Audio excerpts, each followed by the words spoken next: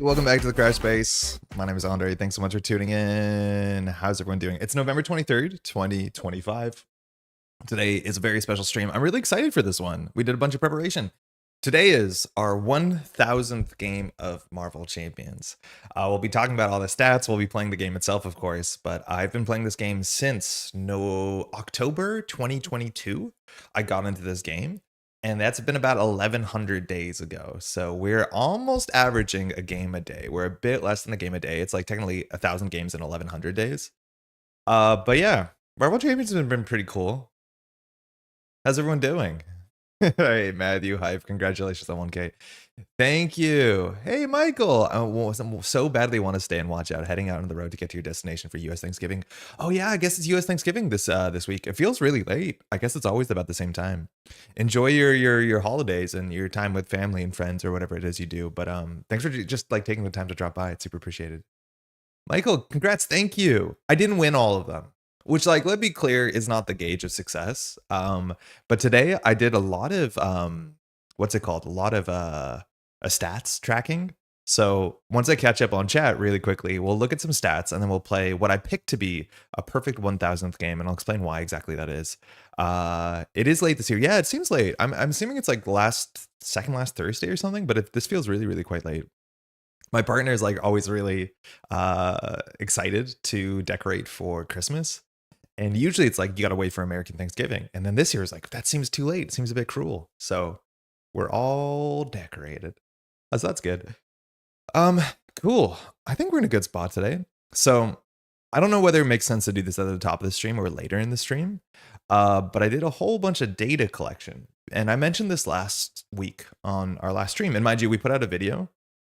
We put out a video just on Wednesday, I want to say, where we played a really fun Nick Fury deck versus Enchantress, which has been really fun. But I have this app on my phone, and it's called Board Game Stats, BG Stats. And it is entirely free to start. I believe you have to pay like $5 for some extra tracking, which I pay for, which I really appreciate. I've got so much time out of this. And this is an app in which you can track all the games you play. And so I use this. And so I just have some really good granular data. So for instance, this year, Marvel Champions, I have played 329 games. It's about 205 hours of Marvel Champions. And then you can see not only Marvel Champions, of course, but all the board games underneath it. So this is just this year. These are all different board games. My H number is currently 9. We're not that close to 8. We're actually pretty close to H number 10. I think that's what it's called. But also, I've just tracked every single Marvel Champions game. And on top of the tracking every single Marvel Champions game, I'm like pretty strict about using tags.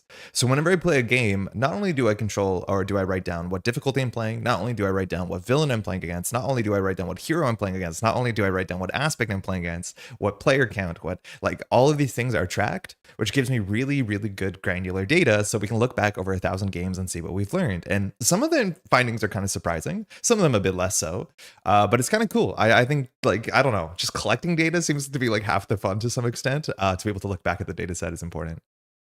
Stats, then I'll hold some questions for later and see what you have. I have most of the decorations done, just a few more lights outside to do.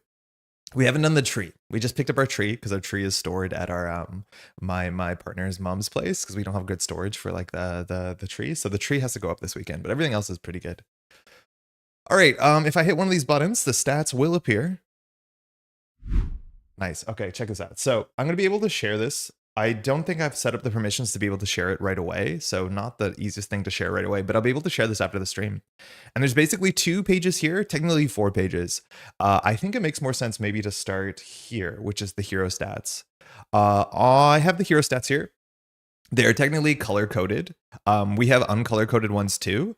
The color coding, mind you, is the orange and blue lines. So like everything here, orange and blue, just so you understand how it is. And there's non-color coded versions of this, is that is basically a range where blue means particularly high, orange means particularly low for that column. And then if it's clear, it means it's like just about in the middle. So to explain it, we have 999 games of Marvel Champions. My average win rate currently is 73%. And this shows you every single hero, how many times I've played them, and then their corresponding win rate. So for instance, out of the core set, I seem to like Iron Man a fair bit. I played 26 Iron Man games, and somehow I've only played 14 Peter Parker games, but never lost a game. And then our win rate is 73% on Iron Man, which is average, but our Peter Parker is very blue, so it is a higher win rate. And you can see going through this data, I think you can see some interesting trends. I do have on the left here, sorry, because I'm on a different monitor. It's kind of a bit difficult, but just so you see some overarching trends on the right here, this is the overall hero average win rate plays. It's like the same data as the left column, except we have this now as a filter section so we can sort it. So currently this is sorted by just strictly win rate. So all the top win rate characters I have never lost a game with these handful of characters. What you will notice is a bunch of these characters only have 6 plays, which means either I've only played, well, mostly for all of them, it means I've only played one campaign with them largely. And usually it is just playing the pre-constructed. So like Miles Morales, Spider-Woman, Falcon, I haven't played a lot with them, which is really funny because I think I have a Falcon deck published on Marvel CDB. Ghost Spider, I've also only played a campaign and a handful. But then these get interesting. Like I said this on stream, and we played Venom before. I have not lost a game with Venom, 19 plays. This number, mind you, I think the middle number is about 18. And what the middle number means is like if I played 1,000 games and you divide it by I think it's 53 heroes, I think you're meant to play around 17 games or 18 games, 19 games maybe per hero. I forget what the number is, but the idea is that the orangeness or the blueness is how far away is from the midpoint. Blue is higher, orange is lower. So yeah, all of these are like above the average win rate, and you see some of these I like a lot. Like I don't think there's that many people that have played 36 Hawkeye games and have this sort of win rate, which like I really like. Hawkeye is one of my favorite heroes, which I think is always a hard sell. Black Widow I played a heck of a lot with 86% win rate, which is nice. Is that 86 or 88? I think it's 86. But then again, a bunch of these sneak through have really low win rates, or sorry, really low play count, so it's not worth that much. I think Cyclops, I played more than I thought I did, and you don't often lose with Cyclops. I'm not sure why that is. I think mostly because a lot of Cyclops that you play is leadership based. I guess maybe we can look at the metadata also here, or the high level data is when it comes to the aspects I play. Leadership is by far the winningest, followed by justice, which I think makes sense. They're, I would say on average, the strongest, but they're also the best at solo play. The majority of my games, are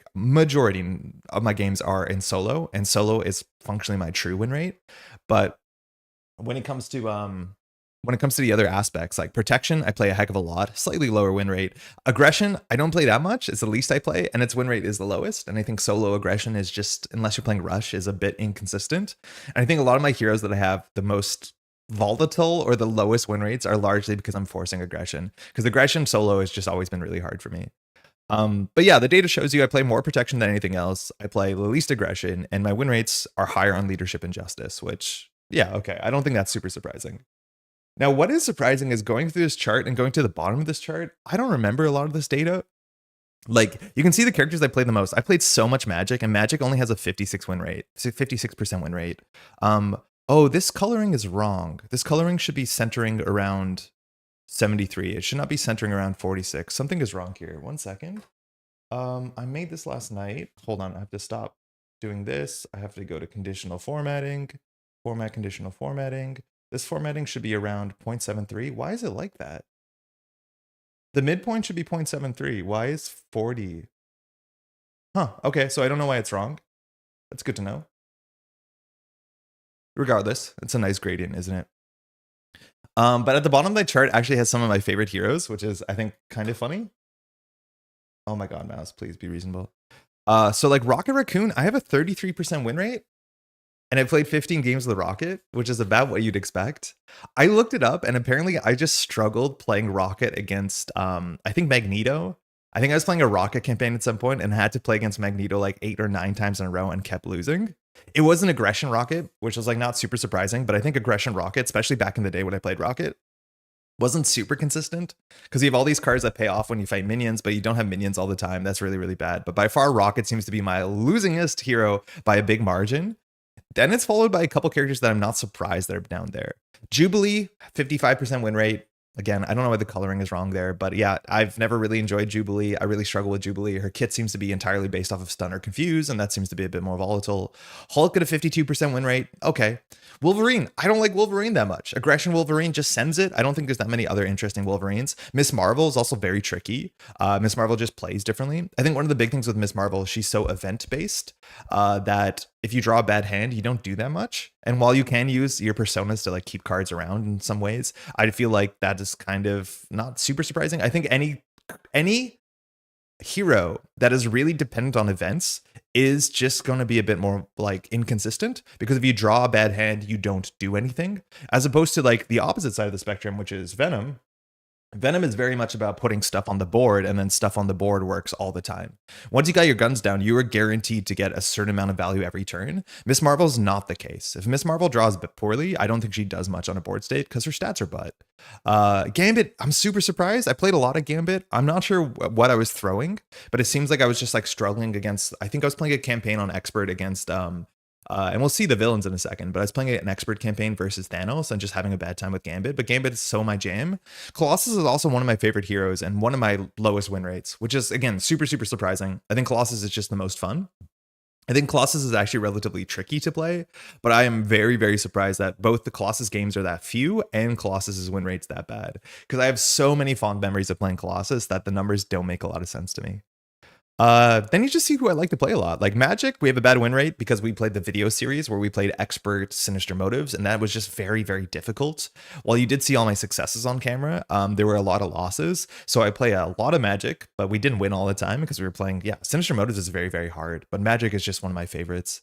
I play a lot of Nightcrawler, which happened on channel. I don't remember playing 26 games of Storm, but apparently I'm having a good time. Cable slaps. Cable's just really, really fun. Rogue. I do not care for Rogue, really. I think she's more interesting when you're playing multiplayer because her coolest card seems to be the card that plays an event or a hero card. I think it's a hero event from someone else's discard pile. And Rogue, when it comes to solo, just kind of boring. So I play mostly solo. I think those numbers there were showing I was playing 900 basically with my 1,000 game solo. And then like Ant-Man, actually one of my favorite heroes. I play most Ant-Man, and we can actually sort this by plays too. You can see what is the highest play count. Yeah, Magic by far, Hawkeye, Cable, Nightcrawler, Ant-Man. I'm surprised Iron Man and Storm are here. Black Widow makes sense. Black Widow's really fun. Domino makes sense. And Quicksilver we're playing today. I also can't remember playing 21 games of Magneto, but I guess I did that at some point. But yeah, this is the data. And then on the low side, it's like all these characters too, like Scarlet Witch, Gamora. The reason why I haven't played a lot of Scarlet Witch and the reason why I haven't played a lot of Spider-Woman is because when we got Quicksilver and Scarlet Witch, and when I got what's it called, this box, the Sinister Motives box, and when we got Rise of Red Skull, I played them campaigns with my partner and or with my partner and my brother-in-law. And so I played Quicksilver and my partner played Scarlet Witch. I played Hawkeye and my partner played Spider-Woman. Which means I wasn't that excited to play more Spider-Woman because it felt like I played a whole campaign playing Spider-Woman, but it was more so I was playing alongside Spider-Woman. So just about any character that my lovely partner played during a campaign run, I was less likely to play. Same thing with Drax. Like when we played, I was playing Star-Lord, I think. She was playing Drax. And so I just never played a lot of Drax, even though Drax is very much the sort of protection deck I like. That's because my partner played a lot more of it. Yo, Malbzer, how's it going? Where is Doctor Strange? That's a good question. Doctor Strange, I think I've played a fair bit. 15 games, so slightly less than average. Has a 93% win rate. For what it's worth, I think Doctor Strange is really fun. I had a really fun campaign. If you increase the difficulty of the game, I think Doctor Strange is actually like a very interesting deck where you do really care about sequencing and the order of stuff, and you're counting your discard pile and you're counting your summon deck or whatever it's called. I'm not a huge Doctor Strange hater. I think he's really, really powerful, but like according to my data, he's not my best. But I also think like this is where this data is like a bit interesting too, is that a lot of the times each hero's win rate is also dependent on when I got them and what I'm playing them against, right? Like a lot of the earlier heroes like Iron Man, I mostly played Iron Man when I was getting into the game. So most of my games with Iron Man were against standard difficulty. But then when I pick up a new hero, so like when I pick up Magic, I'm almost entirely playing Magic against expert games. So my Magic win rate is a lot worse because of that reason, right? Like that's just how it is. So the data is kind of all over the spot, all over the place. And you'll see when it comes to my villain win rate that how my playstyle shifted as the boxes came out later and later. I am just more consistently playing on expert, which is honestly not actually hurting my win rate in some weird ways. Yo, Lucy, I'm late for the spreadsheet streams. We've honestly only just started, but yeah, this is data from 1,000 games of Marvel Champions. So I put this together the other day. If we scroll to the left here, again, I don't know why the coloring is not working there. It should be a bit better. This just shows you like release date. So you can kind of track like across different boxes, my win rate and different things. So the core set overall average 83% win rate. I play the core set a lot. I think this was not incredibly surprising, but when I look back at my data, I played a lot of the core set. Like Marvel Champions, I only picked up the core set and I played maybe 100, just about 100 games, it seems, before, a bit less than 100, before I started buying other stuff. And that's because I think the core set of this game is actually really, really quite good. Almost all of these heroes are very interesting to play. The core set villains just slap. Like the core set villains are some of my most played villains, and admittedly that's because I played 100 games or so of the core set, but also it was just really, really good. The Avenger cycle, I remember being relatively powerful besides Hulk and Miss Marvel, which were tricky for me, and the data does corroborate that. But overall, Doctor Strange, Captain America, I'm surprised Captain America's win rate's that low, I'll be honest. It never felt like I've lost a Captain America game. Rise of Red Skull, such a good cycle. It's such a bummer to talk about Marvel Champions retrospectively like this because a lot of this stuff is out of print. So apologies if you feel FOMO. But I love Hawkeye. I do not know why I like Hawkeye that much. And I'm doing well with Hawkeye, it seems. Barely played Spider-Woman, but I played one campaign probably on standard and just won everything. Love Ant-Man, really, really fun. I played an Ant-Man campaign just with Strength and Diversity leadership just a couple weeks ago. Loved it, had a great time. Wasp, I don't remember being very interesting. Quicksilver we're playing today, who is one of my favorite heroes. Very important to me. And Scarlet Witch, apparently I did one campaign and I didn't even finish a campaign. It's only 5 games. I'm not sure what that is. Galaxy Most Wanted. Okay, win rate's going to tank here. Galaxy Most Wanted is the box that got really, really difficult suddenly. I do think there might have been some feedback about Rise of Red Skull was too easy, and Galaxy Most Wanted kind of feels a bit more like Lord of the Rings LCG, where you have to kind of build your deck around the scenario, right? Like there's certain scenarios where your win rate is just bad. I do think Groot is a very, very clumsily designed hero. It's not very elegant, the way that the rules interactions work and the way that you want to use counters but spend counters, but if you lose all your counters, your cards are useless. It's kind of really a struggle. And Rocket Raccoon is my worst win rate out of any hero, and I do not know why. So I had to look at my stats, and apparently I was just trying to grind aggression Rocket Raccoon, and it wasn't working for me. Star-Lord's fine. Venom, haven't lost a game. Drax, I'm surprised I played, let alone won this few games. I think I did play a Drax campaign this year and like flew right through it. So apparently my numbers before that Drax campaign were really, really bad. And Gamora, I think is actually like a favorite to many. But I think what I'm learning is like similarly to like Miss Marvel, Gamora is an antithetical to Quicksilver. Gamora to me is a hero where like you just kind of play your hand, right? Like you're totally event based.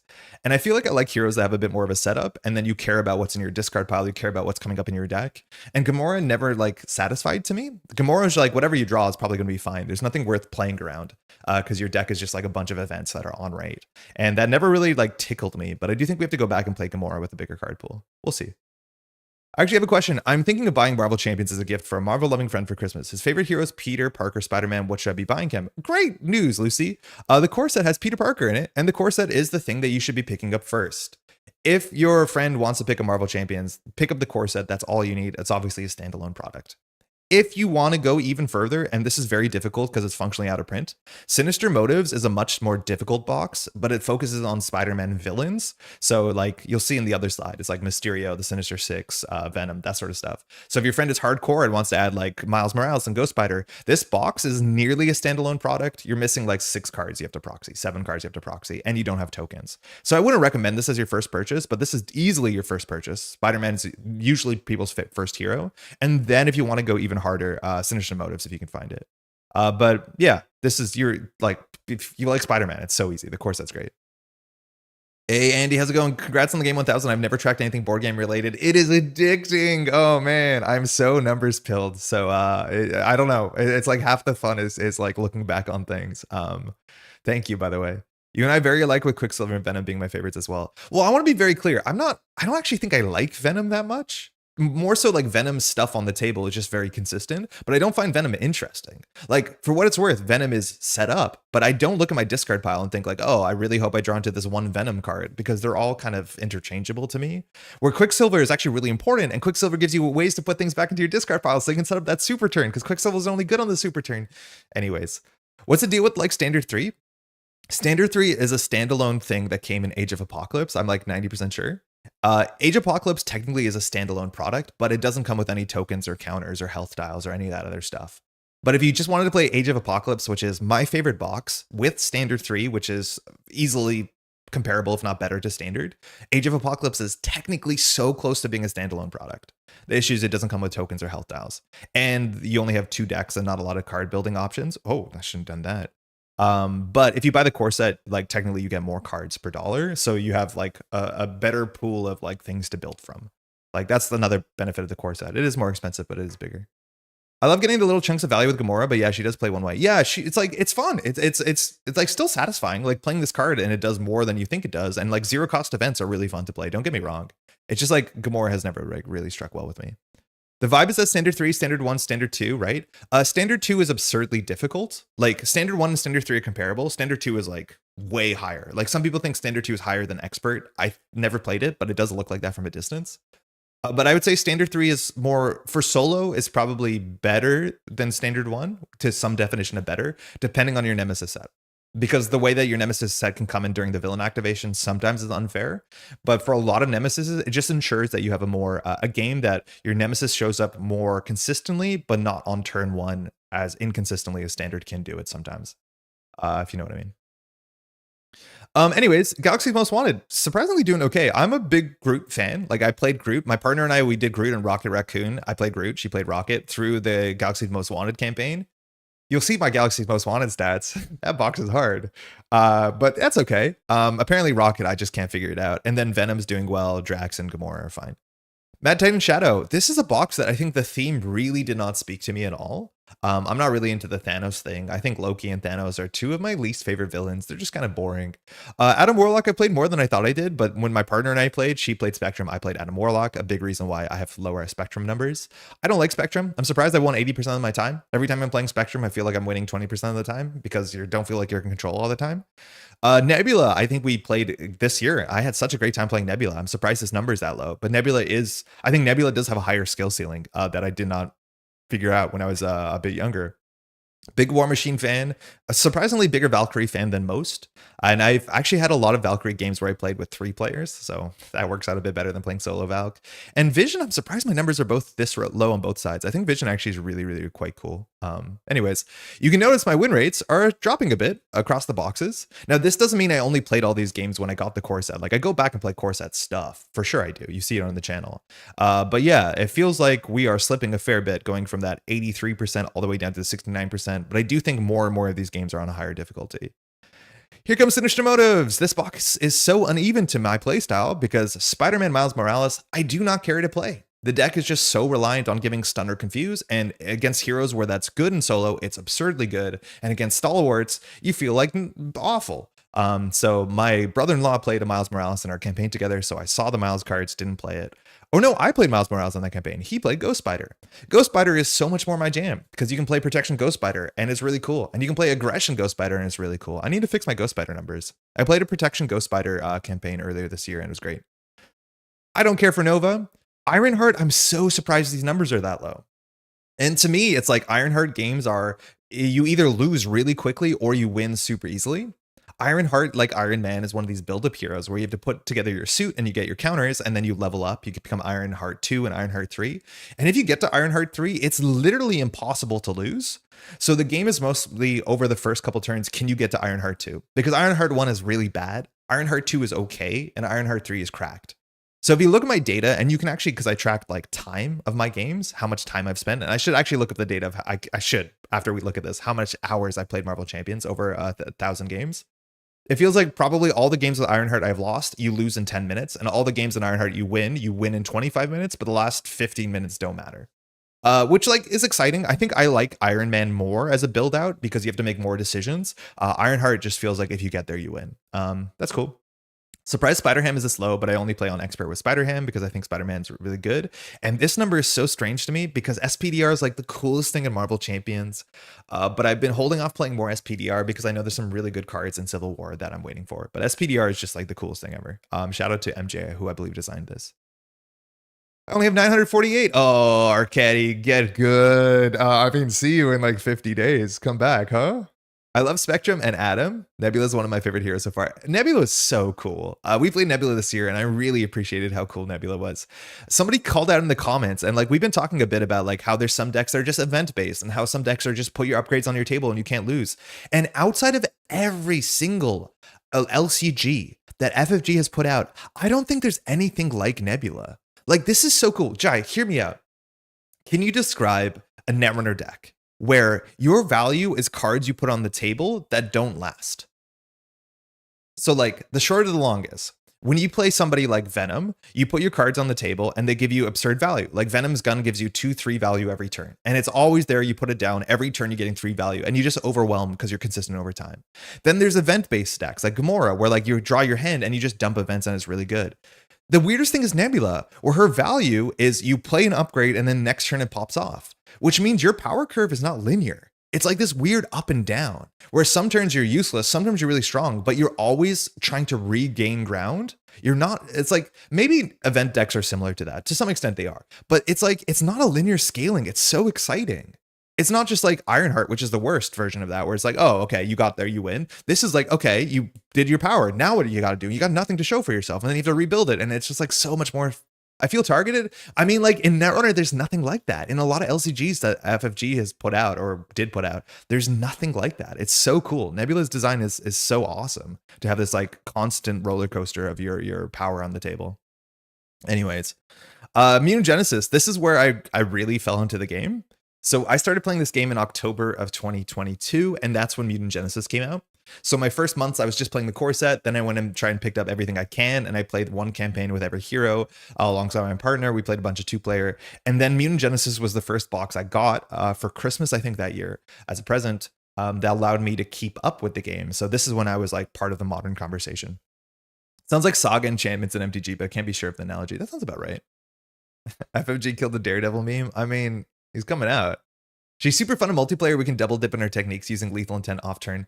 I only realized that when someone posted a really cool Nebula deck, and they talked about using, you know, the ability to take an action on your opponent's turn means that lethal technique, or lethal intent, excuse me, is like guaranteed value. That makes her so much more consistent. It is really fun when you're playing solo to try and make your lethal intents work, or like setting it up so it does work, or jumping down to alter ego. I think is the more accurate way we're talking about. But yeah, she seems so much better in 2-player. And I think when I don't know if I played Nebula in 2-player. I must have missed that interaction, because I almost never take actions on my opponent's turn in 2-player, which like that's obviously not good.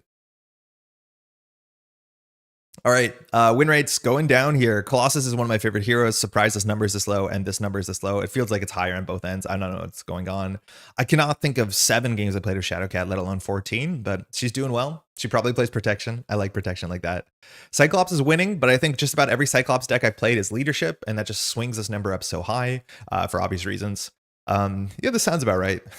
55 Phoenix, I mean, I'll take it. I am butt with Wolverine. I don't enjoy Wolverine. I think Wolverine solo is just not that fun. I know people love the hero, but like I don't like it at all. This doesn't feel like I'm doing anything smart, just like sending damage and hoping my damage is bigger than their damage. Whatever. I like Storm a bit, especially in 2-player. I'm doing okay, only slightly below my average. This is astounding to me. And I did look at my data, and I think at one point I was just trying to make Gambit work against like a very hard Thanos on Expert or Loki on Expert, and just losing over and over again. But like Gambit is relatively straightforward as a hero and does play protection well, which I like. So I'm not sure what this is about. And Rogue is just really boring when you play solo. So this is fine. I played one campaign with Rogue and called it a day. Next evolution.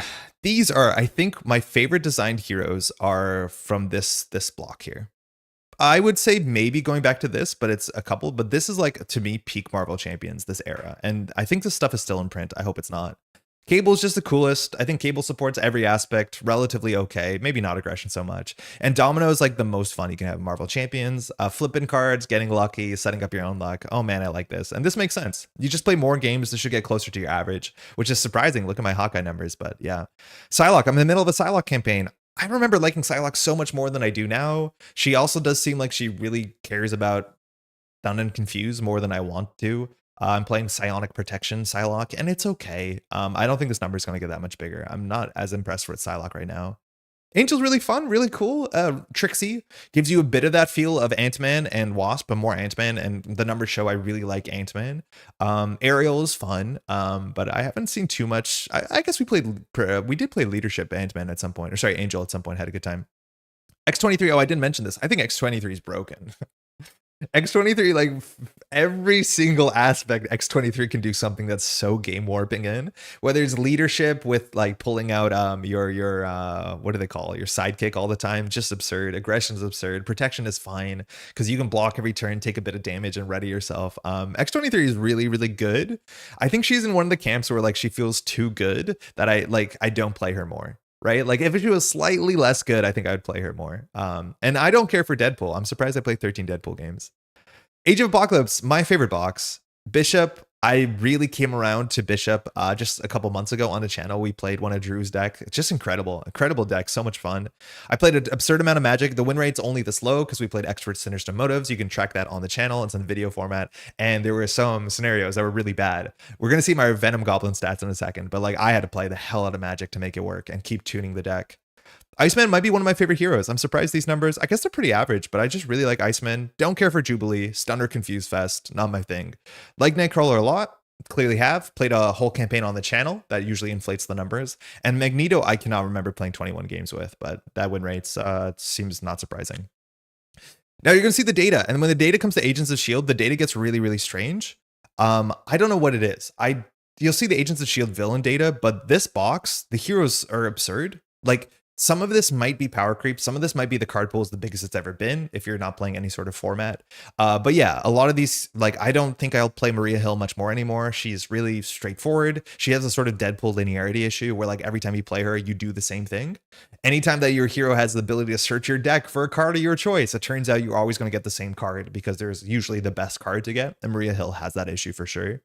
Nick Fury I actually like the most. I think he's the most interesting, and across aspects he plays the most differently.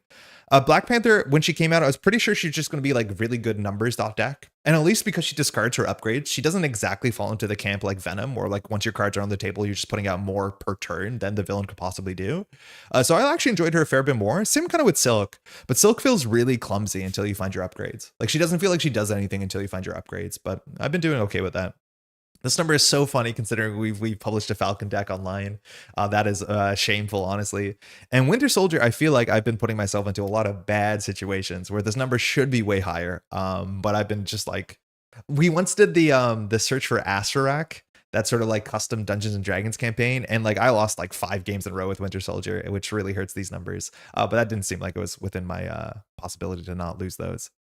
A shout out also for like small things, like firstly on stream we have a slightly higher win rate than average, which makes sense. Generally to stream I bring things I believe in. Video it's a bit lower, a fair bit lower than our average win rate because we're generally trying to play on expert and it's really difficult out there. Mostly play on solo, we talked about that. I barely play pool, it's okay, it's fine. And I've played some games with wild, which this is mostly like Adam Warlock is considered wild. I think Spider Woman is considered wild, where your deck is more than one aspect. I played a couple games where you play with only basic cards as your choice as of an aspect. It's a thing you can do. Technically, you have an aspect. And then I played a couple games with blank cards, which I think I played an entire campaign with Captain America, which is a really good contender for this, where basically your deck is 15 hero cards and 25 cards that have no text. And you can win because Captain America's kit is that good, and Captain America doesn't mind having dead cards in the deck. Precon, 67% win rate, net deck, 67% win rate. Those are not bad numbers. The precons are all over the place, but my numbers are also like very much hit by the fact that I play a fair few precons. Like about of the 5th of my plays are with the precons. And I want to say that that's absurd, right? Anytime a hero comes out, I will play their precon through a campaign and I'll get to the end. Sometimes by the end, I'll swap out 2 or 3 cards, especially a lot of the cards are like limit 1 per deck or limit 1 in play, excuse me. And you're like, why is there 3 in the deck? And it's because that's the way that this game works. But I will always play a hero with their precon. I think this number is probably higher than most, and the precons are not awful. Most of these games are on standard, some of them are on expert, but the precons are not terrible. You can do okay with the precons. Some of them are worse than others. Okay, give me 1 second. Here's the rest of the data. And I think we're going to start here by just sliding to the right. Yo, Joel, how's it going? This is the villain win rate numbers. These are sorted by our win rate. So it is villain win rate numbers, but it is hero win rate versus the villains. Just look next evolution on FFG's out of print. It hurts. It hurts so bad. It took me a long time to get used to call for actions, but it's becoming one of my favorite things to do in Marvel Champions. Yeah, I need to play more not solo for sure. Guess it's because Villain Nebula was first and they adapted the design. Yeah, exactly. It's like a really cool design. Super fun in multiplayer where you can, yeah, excuse me. It's hero win rate versus the villain. Trying to read this maker's eye chart, be like, what's average conversion? All right. So I do have some villains I haven't lost against. You'll notice some things here is almost the villains I haven't lost against. They have the least amount of plays besides Master Mold, which apparently I've never lost against, which is surprising because Master Mold is not that easy and has Stalwart if you play Expert. So I don't know what those numbers are about. I'm not going to say they're wrong, but it's really, really weird. But then you'll notice outside of Hela, who I think is one of my favorite, which like I'm surprised that we haven't lost and I've only played 12 Hela games. I do want to say that the theme around the Mad Titan of Shadow was so unappealing to me. It was the box that I probably have played the least. I guess the stats here will confirm, at least when it came out. When it came out, I was like, oh my god, Red Skull's sick. Oh my god, Galaxy Most Wanted is really difficult. Okay, this one I don't like that much. Oh, Sinister Motives. I love Spider-Man. Like, so this box I just played the least. And so Hela was not somebody that I appreciated until like a year in, where I was like, wait, Hela is one of the coolest scenarios ever designed. Then you'll notice a lot of these, I just won't play that much more. Like Wrecking Crew, I don't have a big reason to play anymore. It's kind of flawed. I think there's ways you could fix it, but like it's whatever. MODOK, I think, is one of the easiest scenarios they've ever printed. Risky Business is also like totally gameable. It's one of the easiest scenarios ever printed. And then a lot of these that have the lowest numbers of plays are entirely from the Agents of S.H.I.E.L.D. box, which the Agents of S.H.I.E.L.D. box is both one of the easier boxes and one of the least fair boxes when it comes to solo play. I was very unhappy with Agents of S.H.I.E.L.D. I probably should do a video talking about it, but the balance when it comes to solo Agents of S.H.I.E.L.D., like, it's really all over the place. I do not care for that box at all.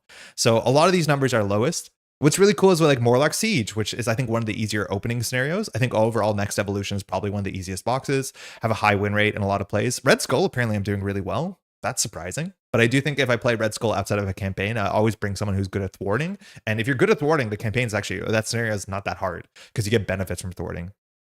Absman, I think we lost once on stream. Go us. And then down from there, I play a lot of Taskmaster. I play a lot of Ebony Maw. I thought Unis's numbers would be twice this big. I feel like anytime I'm doing testing, I'll play against Unis. And speaking of the ones I played the most, like let's sort this by other data, sort by play count, like Claw, Corset, Magneto. I can't believe I played 44 games of Magneto and I have a 43% win rate. A lot of this like is a self-perpetuating loop where like I'm playing Aggression, Rocket, Raccoon against Magneto and I lose 6 times in a row. So this number goes up, this number goes down. I also want to say I only recently learned that I've been playing Magneto wrong because they errated him years ago and it's not in that 1.6 for some reason. So that's great. Playing it way harder. And also, like, I really like Sabretooth. Sabretooth is one of my favorite villains. Definitely harder for a first scenario out of anything. But, like, my win rate against Sabretooth is just not that good. It's surprisingly not that good. Even though I love Sabretooth, and when I play Protection, I laugh at Sabretooth. FFG Vault was announced for reprints. Hopefully, we'll get more information soon. I would be really surprised if the FFG Vault reprints is used for LCGs. The way that I see it is probably going to be more used for board games, also especially stuff that's not licensed. It's really hard to imagine that they would get the licensing for like Spider-Man to do a Kickstarter for like Sinister Motives. Like I'd be really excited if that's the case, but it does seem like the way that was presented during the in-flight report, it was attached more to like vintage board games. So I don't know. It'd be really nice. Maybe bring them closer to POD and small print runs and stuff, but I would not hold my breath for it, unfortunately. Magneto errata. Yeah, there's a Magneto errata. Hold on, let me pull it up. Does anybody know what Magneto side schemes are called? Because I don't know what they're called. So I actually can't pull it up. Something M? Project M, maybe? No, that's a Smash Bros thing. What? Planet M? What is Magneto's thing called? If you can tell me the name of Magneto's side scheme. The short of the long is, they changed the text on how Magneto works. When Magneto activates, I think is the text, you're meant to put a magnet counter on the main scheme. And then the text, if you play it as written, it says when it hits 3, you're meant to discard cards from the top in the counter deck until you play a magnetic card. Orbital KTK. Oh, I think that's a side scheme, though. I don't think that's going to work. Yeah, this is the side scheme. I need the main scheme. Asteroid M. That's it. Thank you. Okay, so it says after you place a magnet counter on the scheme, if there are at least 3 magnet counters, discard cards from the counter deck until a magnetic card is discarded, reveal that card, then remove 3 magnet counters. They have eroded it so it actually goes in the other way. In theory, you have to discard the counters first, then reveal the card. which is really impactful because a bunch of the cards scale based off of how many magnet counters are on the main scheme. This is huge, and we've lost on the channel and learned like the next week that we played it wrong. But there's cards like metal shards. Maybe this is a good example, maybe it's not. Okay, hold on. But there's a bunch of cards that say like take damage equal to the magnet counters. This is not a good example, but trust me on this, is that there are cards that scale how many magnet counters, and the way this is worded is just incorrect. They have since changed it. You're meant to, once you find a magnet counter, then you're meant to, once you find a magnet card, you're meant to clear the magnet counters, then resolve the text of the card. So any card that is worse based off the amount of magnet counters, and that is actually like, seems not impactful, it's surprisingly impactful because this ability fires multiple times in every game guaranteed. Anyways, so just watch out. They did errata that. They didn't do a good job of communicating that errata, if you ask me. Electric Shock, yeah, that's one. I think that one does damage based off the amount of counters, and like we just died to this. Place one threat on the main scheme for each magnet counter, or you would take one damage from each magnet counter. The difference between this doing 1 damage and 3 damage, or 1 damage and 1 threat or 3 threat is massive when you're playing solo. I would just play it as printed. It's a lot harder. It's just a lot harder. But they errated it relatively quickly, I think. FFG and thinking things happen in the opposite order to what the rules say is name a more iconic duo. I mean, I'm just gonna say making card games is hard, but yeah, it's frustrating when there's erratas that you're aware of that haven't been fixed anywhere. They did say the 1.7 RRG is gonna come out in December. I want to say, for instance, I did a thing and I posted about this. Ice Wall doesn't work. I'm pretty sure this card doesn't work the way it's printed, and I've emailed them and they say, oh yeah, it should be worded slightly differently, and they haven't added it to the RRG, to the errata list yet. And I just think it's really hard to compile that information. Hopefully it comes in December, but technically this doesn't work because the Frostbite will be discarded when the attack ends. So at least the Frostbite part of Ice Wall does not work as printed. The Frostbite has to be attached after the attack resolves because Frostbites are discarded when the attack finishes. After it activates, yeah. So it's just like, it doesn't work, but that happens. They'll fix it. Might have learned something? Yeah, your Magneto win rate will go up mounds now. It's actually like, I think, relatively important to know. Otherwise, played a lot of Zola. Zola's the hardest part of that box by a mile. You'll see I played a lot of Rhino. I played a lot of Venom Goblin, and I have the worst win rate. In fact, let's look at the win rates really quickly. Let's do this way. These are the ones I'm bad at. Venom Goblin, 30% win rate. I'm not embarrassed. It's real hard out there. That's the hardest campaign, the hardest scenario for me. Followed by Nebula, and Nebula solo is so unfair in this game. Magneto, I'm surprised it's that low, I'll be honest. Infiltrate the Museum, also that's the sort of thing, certain decks cannot beat it, especially if you play solo. I think a lot of the lowest win rates you're going to see from them are from that specific from that box. Galaxy's Most Wanted is really difficult. Ignore God of Lies because we've only played it twice, so like this number doesn't mean anything. Mojo's really hard too, but I've only played on expert a couple times and I've lost very consistently, but I don't think Mojo's that fun. Horseman's a standout too. I want to shout out to Loki and Thanos, which are very similar scenarios. Anything with that stupid power glove, man, that one really gets me every single time. Whenever I play an expert campaign of Galaxy's Most Wanted, or sorry, the Mad Titan's Shadow, I consistently have to jump Thanos down from expert to standard just to get through the campaign. I don't know, this one always gets me. I think a big thing is like, I'm not a rush player, I'm more of a setup player, and the longer you let Thanos activate against you, the more activations of the power glove you have, whatever it's called, the power gauntlet, infinity gauntlet, I got there, the worse it is for you. And so like going the long game against Loki and Thanos is just not advisable. And I think I find Loki a fair bit easier, it feels like, even though the numbers don't get there. Try Heroic Infiltrate the Museum, super fun. Yeah, I'm good. I got back in the game. Luckily, I already had some of these packs that can't be found in any store, Captain Strange, and I bought everything I was missing. How's it going, Remoez, probably? The only thing I overpaid was the most MWG campaign. I had to buy the Thanos campaign in Spanish. Good thing I'm Mexican. Oh, very cool. MWG, what is that? Most Wanted? Galaxy's Most Wanted, I guess? It's great that you found this stuff. It's harder and harder to find this stuff. I do think there's a lot in this game where like you don't need everything. This game already has a lot. They announced what's coming out next year. So it feels so bad. Who watched the in-flight report on Saturday? Referring to the Infinity Gauntlet as the Power Glove is such a slam. I mean, it's annoying. It makes you good at Mario. I'm on Thanos. I'm also thinking of stepping down to standard by like 5 falls in a row. Yeah, Thanos, just I can't figure out Thanos. I don't know. I'm not self-conscious about it. It's fine. Who watched the in-flight report yesterday? Okay, these numbers are interesting. I just want to shout out too. I have a small bit of data for medium difficulty. When I was new to the game, I was playing where I put the villain on stage 2, stage 3, like expert stages, but I forgot to put the expert cards. So I have a bit of data for medium difficulty, which like medium difficulty is actually really sick. It's really, really fun because the expert encounter cards are like, feel like the least fair part of solo. They're very, very swingy. And I think that was also a recommendation. I tried Hood because Hood surges so poorly and so aggressively that getting rid of the expert surge cards in Hood was a huge difference, as much as I don't have a lot of data. But like, I don't discount medium difficulty. Seeing all the cool text that they put on the stage 3 of the villain is great, but having to get exhausted and like surge is like not as fun. So if you want a bit of a difficulty boost, but not the worst difficulty boost, medium is like pretty sick. I haven't played medium in a while, but like, it's good. Where's my mouse? Okay, let me catch up on chat. I watched it here. Actually pumped about the next wave. I accidentally played medium way too often. I heard it's called Stand Hard. That's good too.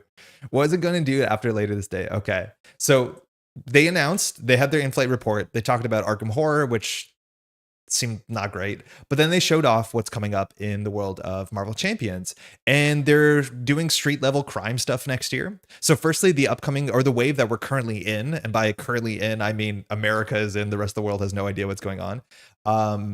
Civil War only has 2 more hero packs, so it's the 2 that come in the box, and then it's Miracle Man, that can't be right, Wonder Man, and Heracles. There's no more villains. Sorry, no more heroes. So it's only a 4 hero wave, which I think they did announce before. I don't think that should have been a surprise, but it was a surprise to me. But then the next wave, which comes out in the summer, which means for us will come out in the summer next year, that is Daredevil and Echo, and then we'll get like Elektra and Iron, the punchy guy, Iron Fist, and Jennifer and Luke Cage, and we haven't seen how they're gonna, if at all, they're gonna put the guy who now is like a black light, blue line, like the toad around Punisher has gotten increasingly weird, is all I'm saying. You see the Punisher logo on something, I'm like, ooh boy, I don't know if we're gonna be good friends. Anyways, shout out to the Punisher fans.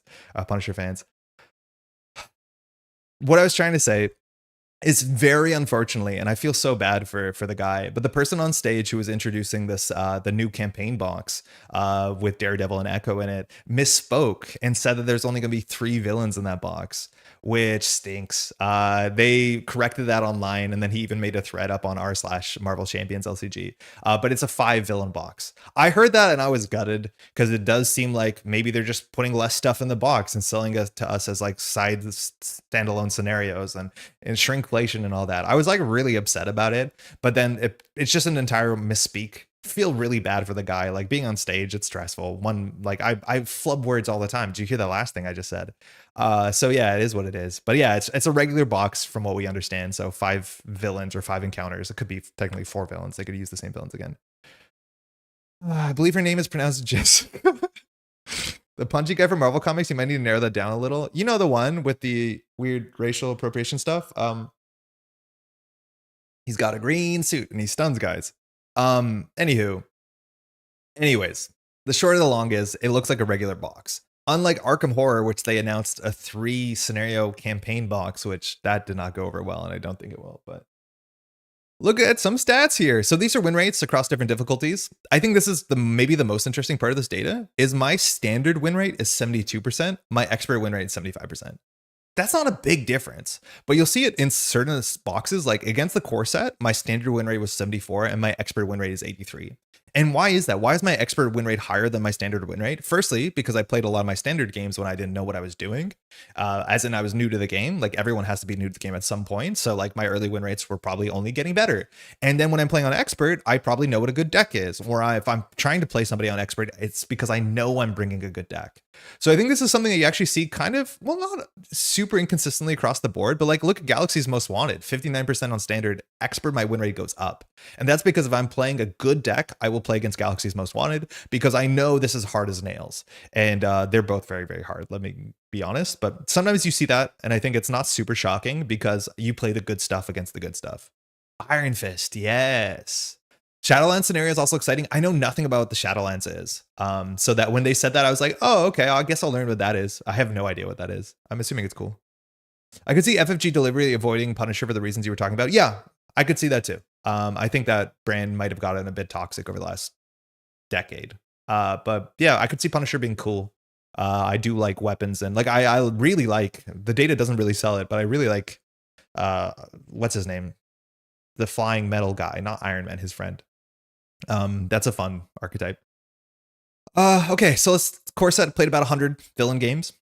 So that's cool. We played about 100 of the heroes from the core set. The villains I consistently play, like Claw, I played the most out of anybody. I think it's great. War Machine, thank you. Rise of Red Skull is one of my favorite boxes. I don't think it's that difficult. You see this big jump down with Zola. Zola's really hard. I think Red Skull's a cakewalk if you're like pretty well for thwarting. Absman is kind of like a non-issue. Crossbones can be difficult because Crossbones snowballs. If you don't take the weapons off, you can just lose those games. And Taskmaster, I'm surprised. I've only played 23 times. I feel like I played it a lot more. But Zola to me is like the big outlier of being really quite difficult. When I was new to the game and still modernly, like if I lose against Expert Zola, I'm like, yeah, that makes sense. Like 55% win rate, Expert Zola. Expert Zola does hurt. It's pretty cool. Pretty cool. Flying Metal Guy is my favorite channel. Brennan, they have so many names. There's dozens of these pocket monsters. Wrecking Crew, I've played it 5 times. You don't need to own this product. They really tried something ambitious. They learned how to do it better with years of progress. Every multi-villain scenario is better than Wrecking Crew. I have no doubt there must be a way to make Wrecking Crew more fun. Because it just has issues. The main schemes, the like per villain main schemes, have no repercussions, and it's a bit of a grind, but it's not bad. I thought I played mutagen way more than this. I think this is like one of my like testing things. I would always test against mutagen formula, especially if you have a hero that wants to kill minions. It's really, really fun. And Risky Business is another one where I think they learned a lot from it. There's 1 or 2 like fixes you can enact from the community that make this a lot more balanced, but it's a scenario that is like doesn't have a lot of threat attached to it.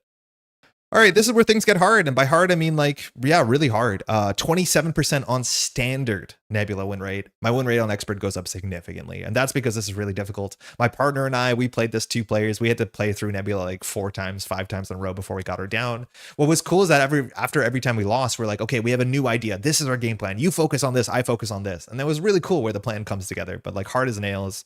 Escape the Museum is actually a good scenario. It's like structured the way that Lord of the Rings structures scenarios, in which like you have to remove threat to get out instead of like fight threat to stay in. I think I should play this one more. I just don't touch Galaxy's Most Wanted unless I really want to get a certain thing out of my game. But this is actually a pretty like I think reasonable standalone scenario to play.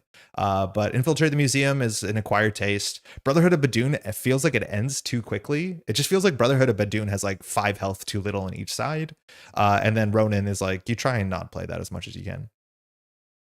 I'm fascinating how player count can really affect impressions of villain scenarios. I think Red Skull gets harder the more players and Solo gets easier conversely. Yeah, I 100% agree with that. And I'm not super surprised. Red Skull adding 6 threat per turn is a lot harder. Adding 3 threat per turn, because you're only adding 1 side scheme, it's really easy for a hero to clear 3 threat.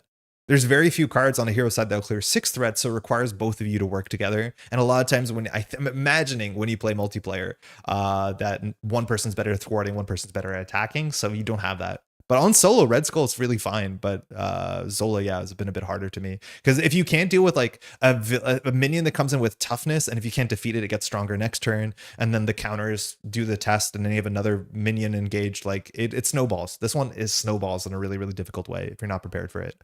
And I do not think that it's not the retaliate for Zola I care about. It's just like there weren't a lot of scenarios where you had to deal with chunky minions to date until now. Like there was barely chunky minions besides Claw, and then chunky minions I entirely just show up in Zola that have like retaliate and toughness and like 7 health. Like that just wasn't part of the game until now, and so it was hard to deal with. Kang is fun. Play more Kang. Kang is really cool. I don't think you need to play multiplayer to play Kang. I played my first game of Kang, which was my only game of Kang for a long time, with my partner, and just had the greatest time. We were Quicksilver and Scarlet Witch. Just really, really fun. I knew I found a maths geek who plays this game. Percentages, color coded document. Subscribe. Yo, I'm Canny. How's it going? This is 1,000 games of data. I had a really fun time putting this together. It's all on my phone, but I got it up here. I'm glad you appreciate it too. I'll share this data after. I just have to make sure it's shareable. There's an uncolor coded version, but I went for the orange blue, so colorblind folks can make sense of this. Kang is a great time at any count. Yeah, Kang is cool. I actually like Kang more than I thought I would. I thought like Kang was going to be one of those Arkham Horror-esque scenarios where you should only play when you have more than, you know, one person. Turns out now Kang is just totally fine playing solo. God, that's hot. Mad Titan Shadow. This is the box that I avoided, and I think out of any box probably has my lowest individual. Oh no, obviously Galaxies, but it probably has my lowest play rate besides Agents of Shield. Hela. I don't know what I'm doing against Hela, but Hela is just like my jam because Hela gives you so many like ways that you can interact with how Hela progresses. Like you have so many knobs and dials to make sure that Hela gets stronger or not get stronger. It's a cool mix of like side schemes and villains. It's like this is what, and for what it's worth, I've heard really good feedback for Agents of for Civil War, and I'm getting more and more excited for it, despite like being a player who almost entirely plays campaign mode. So it doesn't seem like it'd be a good box for me. But yeah, Hela has always been like the antithesis to be like, oh, look how cool it is when Marvel Champions builds an interesting scenario, as opposed to like gives you a bit of parts and says like play against, you know, a Rhino-esque villain that's really simple. But apparently people are really happy with Civil War, so excited to see that when it shows up in 2029 in Canada. I don't like this raisin of a man, and I think Loki also dropped the ball. I just think the Power Glove just really hard to deal with. I play a bit slower. I don't rush, so this generally grinds me down. My expert win rate's pretty shit. It's really, really bad there. Tower defense is okay. I can't believe I played tower defense 17 times, and I like Ebenema. Ebenema is a nice little testing scenario that's largely been replaced by Unis and other ones, but I really liked it. Hood. It's fine. Hood's cool. Expert Hood. Sometimes you just lose, honestly. So when you play Expert, like this is the big difference. The difference between Expert Hood matters so much because Hood's text gets so much worse. And because you're playing Expert, you add all these Surge cards to the deck. And Hood is just Surge on top of Surge on top of Surge.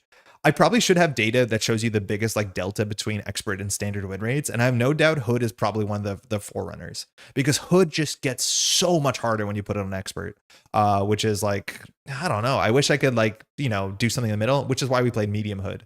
But yeah, Hood feels like gets so much out of control where you draw like 7 encounter cards on turn 1 if you get unlucky. All right, this box is hard. Sinister Motives. This is really cool. I think this is the only box that has the sort of gradual digression of win rate that you'd expect, assuming the linear, like, you know, increase of difficulty across villains. Or like Sandman is relatively easy. Venom still doing good, and I like blocking, so Venom's good with me. Mysterio's still doing great. Sinister Six, oh, it's bad. And then Venom Goblin, like, oh, God send help. Sinister Six can get away from you. A lot of my plays, mind you, are also playing campaign mode. And if you played campaign mode on Sinister Six, you know why it sucks. It sucks so bad. It's really unfair. And then Venom Goblin's just like one of the hardest things you can do in Marvel Champions. I think Venom Goblin's much harder. I think this is the hardest scenario in the entire game. It's so hard to know what the reach is. It's so hard to stay in control. Bad things happen to you. There's so many different instances where you have to make the right decision. Like choosing where to put the Goblin Glider, understanding that the Goblin Glider can move one more time during the next like encounter card. You have to constantly make the correct choice through the entire game. And the game is long. As much as I guess you could rush Venom Goblin down, but that's not usually what we do on this channel. But yeah, Venom Goblin, shout out to Venom Goblin. You're a piece of shit. I'm glad that there is a scenario that difficult. Mutant Genesis, man, I really like these waves. Mutant Genesis, apparently Next Evolution, which I did not think I would say that, and Age of Apocalypse are my favorite boxes. If you could just buy one chunk, the Mutant chunk is so good, as much as Rise of Red Skull is probably one of the goats. Love Sabretooth, can't believe this number's that bad. One of my favorite scenarios, love it. Sentinels, whatever. I don't understand this. I do not know how we never lost against Master Mold. I think Master Mold's actually really tricky. Mansion Attack, doing fine. And Magneto, yeah, we talked about Magneto. They eroded it. It's easier now. But yeah, I've played some bad decks into Magneto thinking I can do this. No, Magneto's harder than you think. Box is good. Mojo. This is a weird one too, right? Like on standard, Mojo, no problem. On expert, starting to get a problem. So I don't know what the difference is. I don't know whether I brought the wrong decks or not. We've played a bit of Mojo on camera. I don't think I enjoy Mojo, but I think Magog is really cool. I think Spiral is neat.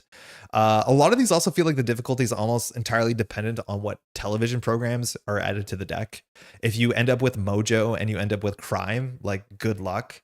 When you end up with Mojo and you end up with the sitcom one, good luck. Like it can just get really, really bad really quickly. So I'm not sure I'm a big Mojo fan, but Magog is unique and neat, and Spiral's kind of cool too. So yeah, I don't know. Mojo Mania is like, I think mechanically some of the most interesting scenarios, but in terms of the way that gameplay has worked out, it hasn't grabbed me on the long term.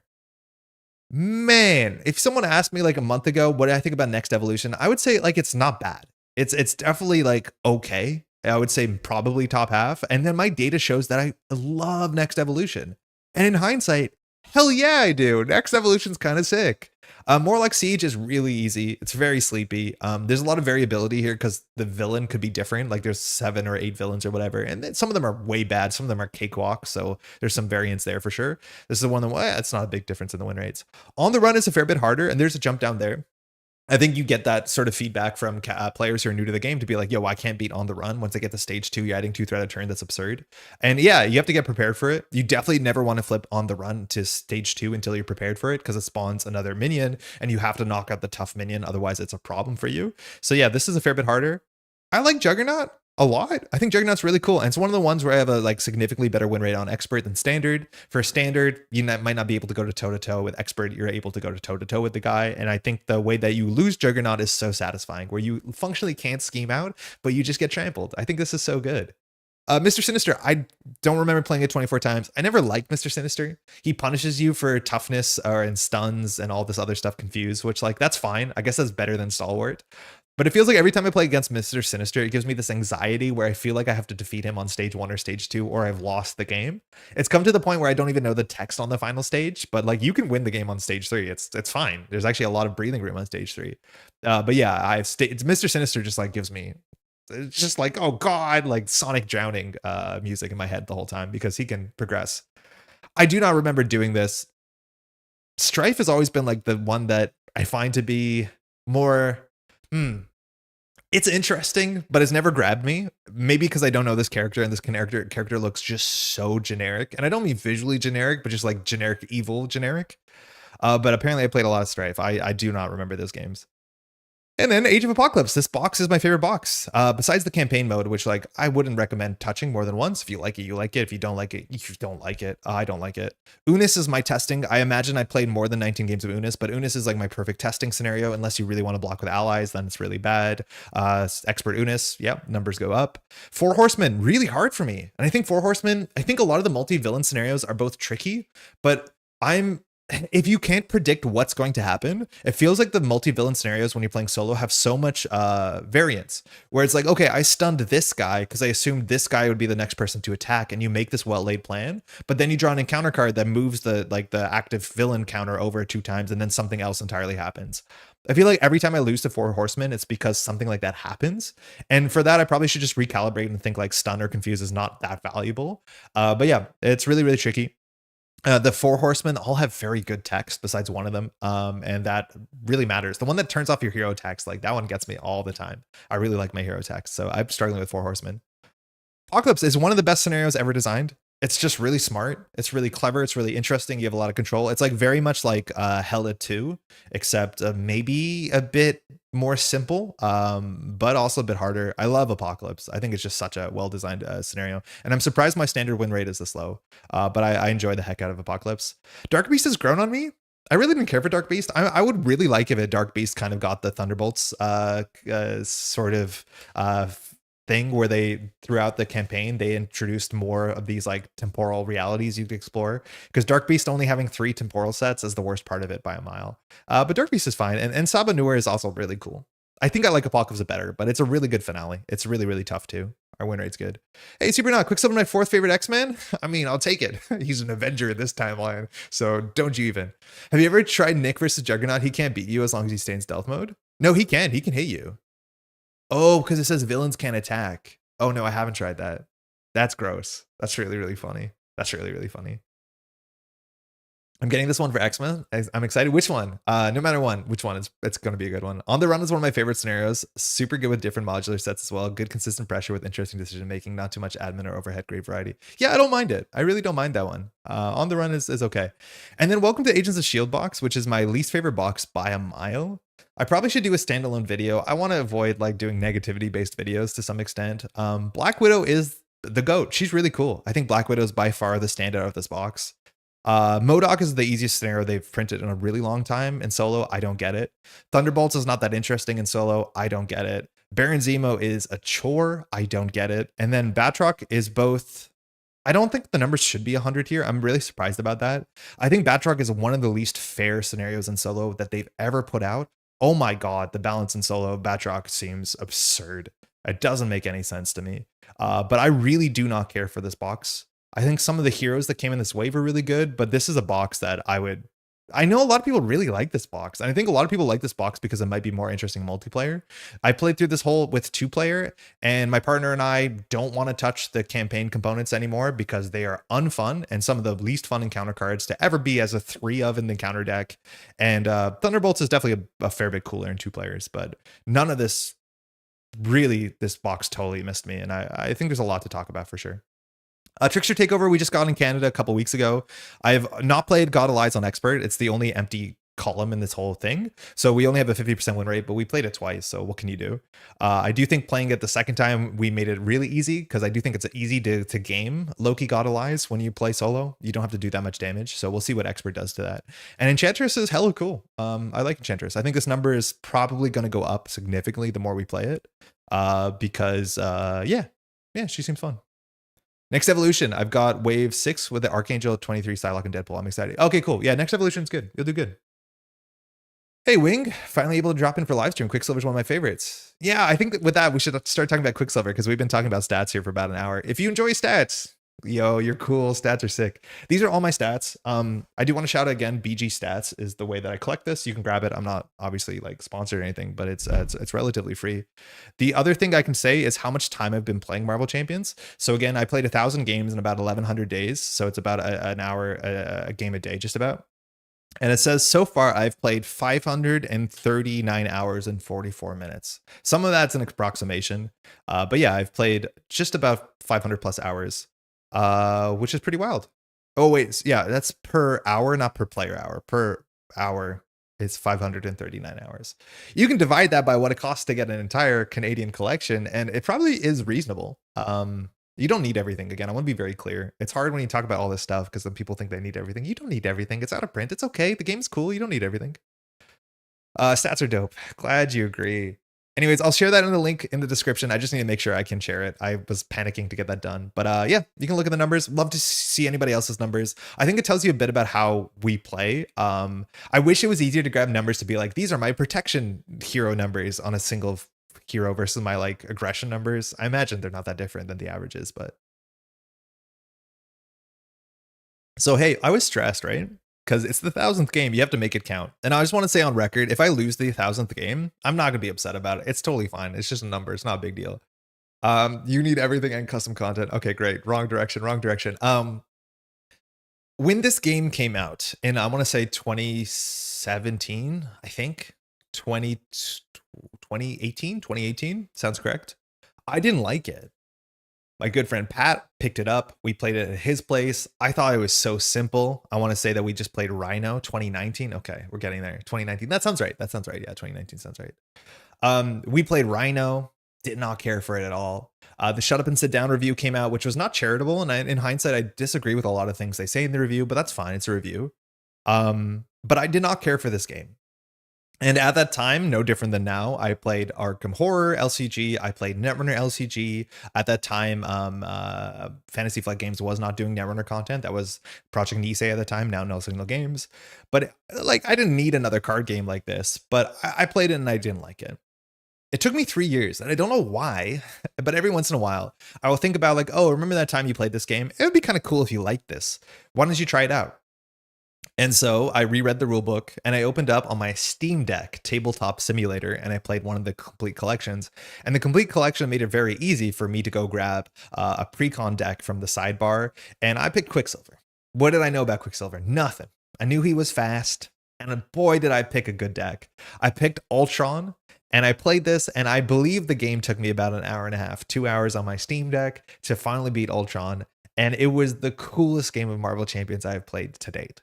It was the reason that we're here today, is that I thought Quicksilver was so interestingly designed. I thought Ultron was so interesting as well. And Ultron, mind you, came in the core set if you had just played after Rhino past Claw. And not that Claw isn't the coolest ever.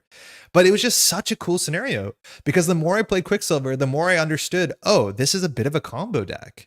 If you're not familiar with Quicksilver, we have a small stat line. 111 is about as bad as it gets, and 9 health. However, once per phase, after we use a basic activation, we can ready him. This is once per phase, not once per round, which might not have been obvious to me at the time. But the idea is that as soon as you thwart, you can ready yourself, you can thwart again. As soon as you defend during the villain phase, you can ready yourself. So you can defend twice, let alone just not be exhausted for the hero phase, which is important because if you're not exhausted, you can do your Quicksilver stuff. Except this deck has so many ways to boost your stats. It has so many ways to ready yourself. The one other thing that tickled me is that one of the big cards in this deck is Always Be Running. And Always Be Running is a 4 in the deck, which is not something common to Marvel Champions. And this is a direct reference to an old Netrunner card, Always Be Running, which was Adam's card. And there's a whole bunch of cards like this throughout all of FFG's games that have the same name, that reuse the names. Some of them are more on the nose than others, but Always Be Running was like a common Netrunner mantra. And that also just spoke to me in a really obvious way. We love you, Adam. Yeah, Adam is really cool. Anyways, I'll talk about this deck, what this is. So what I decided to do is play the pre-con Quicksilver deck against Ultron and see if we have a chance. See if we've learned something, see if it's simple. I remember this having so many interesting decisions and I thought, wait a second, Marvel Champions is really cool. And then down the rabbit hole he fell. He picked up his own core set, and then eventually he picked up everything slowly. And then again, Mutant Genesis was the first new box I picked up for holiday in 2022. Shout out to my partner. So congratulations. Thank you, City. That's what I like about this game. You don't have to get everything. So I just got the base game and going to focus on just the mutant stuff. Again, it's probably clear from my stats. I just picked up the core set and I played easily over 100 games with the core set on standard, medium, expert, all different aspects, all different heroes. There's a lot to unpack. So don't feel like you have to rush through everything. Okay. Let's talk about this deck and why this deck is sick. So Quicksilver, we talked about this ability. Another weird thing about Quicksilver, his alter ego, very strange. Firstly, the art's kind of goofy, but we haven't had alter ego text or even hero text that mentions another card by name, or at least another, character by name. So this ability is to discard 2 cards to draw 2 cards. That's a powerful ability. Just going through your deck is really good in this game, let alone filtering your hand is really good. But if Wanda is in play, and mind you, our unique ally is Wanda, let alone you can play with your partner, as long as they're both in alter ego, this text fires. You draw 3 cards, which that's card draw functionally. That's really quite nice, but we have an issue with their stats, so we need to boost our stats. And luckily our kit boosts all our stats. I don't know the names of all these cards. Hyper Perception, +1 thwart. So that's really important because this is functionally not +1 thwart. This is functionally +2 thwart in theory, because if you use your hero ability, now you thwart for 2, ready yourself thwart for 2. So that's the big thing about Quicksilver is you kind of build yourself out, kind of like Iron Man to some extent, except I do think the power level of the turns oscillates because any turn is a super turn if you have a lot of readies. Other turns are just modest turns, but you have to start building your stats. You have Reinforced Sinew, which that's gross, +1 attack. And then you have 2 of these because we have 1 in your kit. And I love this, that you have some flexibility built into your kit. They didn't just like pigeonhole him to be attacking or thwarting. You can give yourself accelerated reflex for +1 defense. And the original pre-built deck had 2 copies of Armored Vest. I am going to go slightly off script. I did change 3 cards in the deck. 2 of them, it came with 2 armored vests. There's no reason to have 2 armored vests. And then the other cards I changed was there was a card in the deck that had 3 copies and it was a limit 1 in play deck. So I just changed the last 2 copies of that card to something else. So technically this deck is slightly different than what it was back then by just taking out some of the weird redundancies that come in pre-con decks. I did go out of the way to make sure that the cards I added wouldn't like make the scenario trivial, because I do think you can trivialize Ultron by making some smart choices. And once we do beat Ultron, there's a chance that game 1001 will go up to Expert Ultron and actually change a couple cards in our deck to make that manageable, because this probably might not be manageable in Expert. Expert is medium, kind of. There's medium difficulty in MC. No, medium is a thing that I've done accidentally, and a lot of other people have done, in which you play against the expert villains and you play as if you're playing expert in terms of all card text. You just don't use the expert encounter set. So you forget to shuffle in Underfire, Exhaustion, and Master Plan, which are pretty mean cards and don't scale perfectly well in solo all the times. Okay. Now, the big reason why we're so cool is we have friction resistance. 3 cost upgrade is expensive, but it says after you're ready, Quicksilver, ready this card, and you can exhaust this on hero or alter ego to generate a physical resource. This is so good. And there's so many cards in your deck that cost 1 that ready you that are functionally free. And so much of the scheduling of this deck is like, I'm going to activate. First, I'm going to use this, then I'm going to activate, use a basic activation. I'll use your hero text to ready yourself, so it readies this, and you can end up playing functionally like 7 card hands. It is so cool. Just the neatest puzzle. It makes it easier to play defense cards because when you defend and you use this to play defense traded events, you ready yourself after you defend, and then this is ready. So functionally, it makes the defense events cheaper. There's so many ways to make this make sense, and I think Quicksilver actually has a lot of build paths as much as you are a bit of a deck that has to build up because before you have this, your deck is a lot worse, that's for sure. And then you do want to boost your stats, so those are options. And this is where the deck also gets so interesting. And for this to be really interesting, I think we have to look at a recursion card. But first, maximum velocity. Absurd. I think I played this wrong back in the day. You get +2 thwart attack and defense until the end of the round. So repurpose is really good. This is better than repurpose. It's till the end of the round as well, which you have to remember. So your defense will be boosted during the villain phase. That's nice. I think I totally forgot that. And we should be defending. Defending is free in this deck most of the time because you ready yourself unless you think you're going to get exhausted. But this is the card that you want to plan around. Because the turns where you have boosted stats plus maximum velocity plus 1 ready, you're now attacking for like, what is it? Like 4 for 4 for 4. So your output goes from like your output multiplies. And this is where this is such a cool planning thinking deck where in Marvel Champions, a lot of times you don't want to hold cards in your hand because holding a card in your hand robs you of a new card draw next turn. But this is the sort of deck where holding a card in your hand actually makes sense and you are legitimately rewarded because setting up a maximum velocity, every always be running you have, which you have 4 of them, now is worth so much more. Right? Like you need to set up these super turns, and this deck is really cool and really thoughtful of setting up these super turns. I don't think I really realized that. I didn't realize this train was moving. I thought he was just trying to catch up with a standing train. And in hindsight, the guy's fast. But we have 4 copies of Always Be Running. And this is the idea. Why I love this deck and it speaks to me because it's a setup deck, but it's also a combo deck. And knowing where your copies of ABR are and knowing where your copies of Maximum Velocity are really important.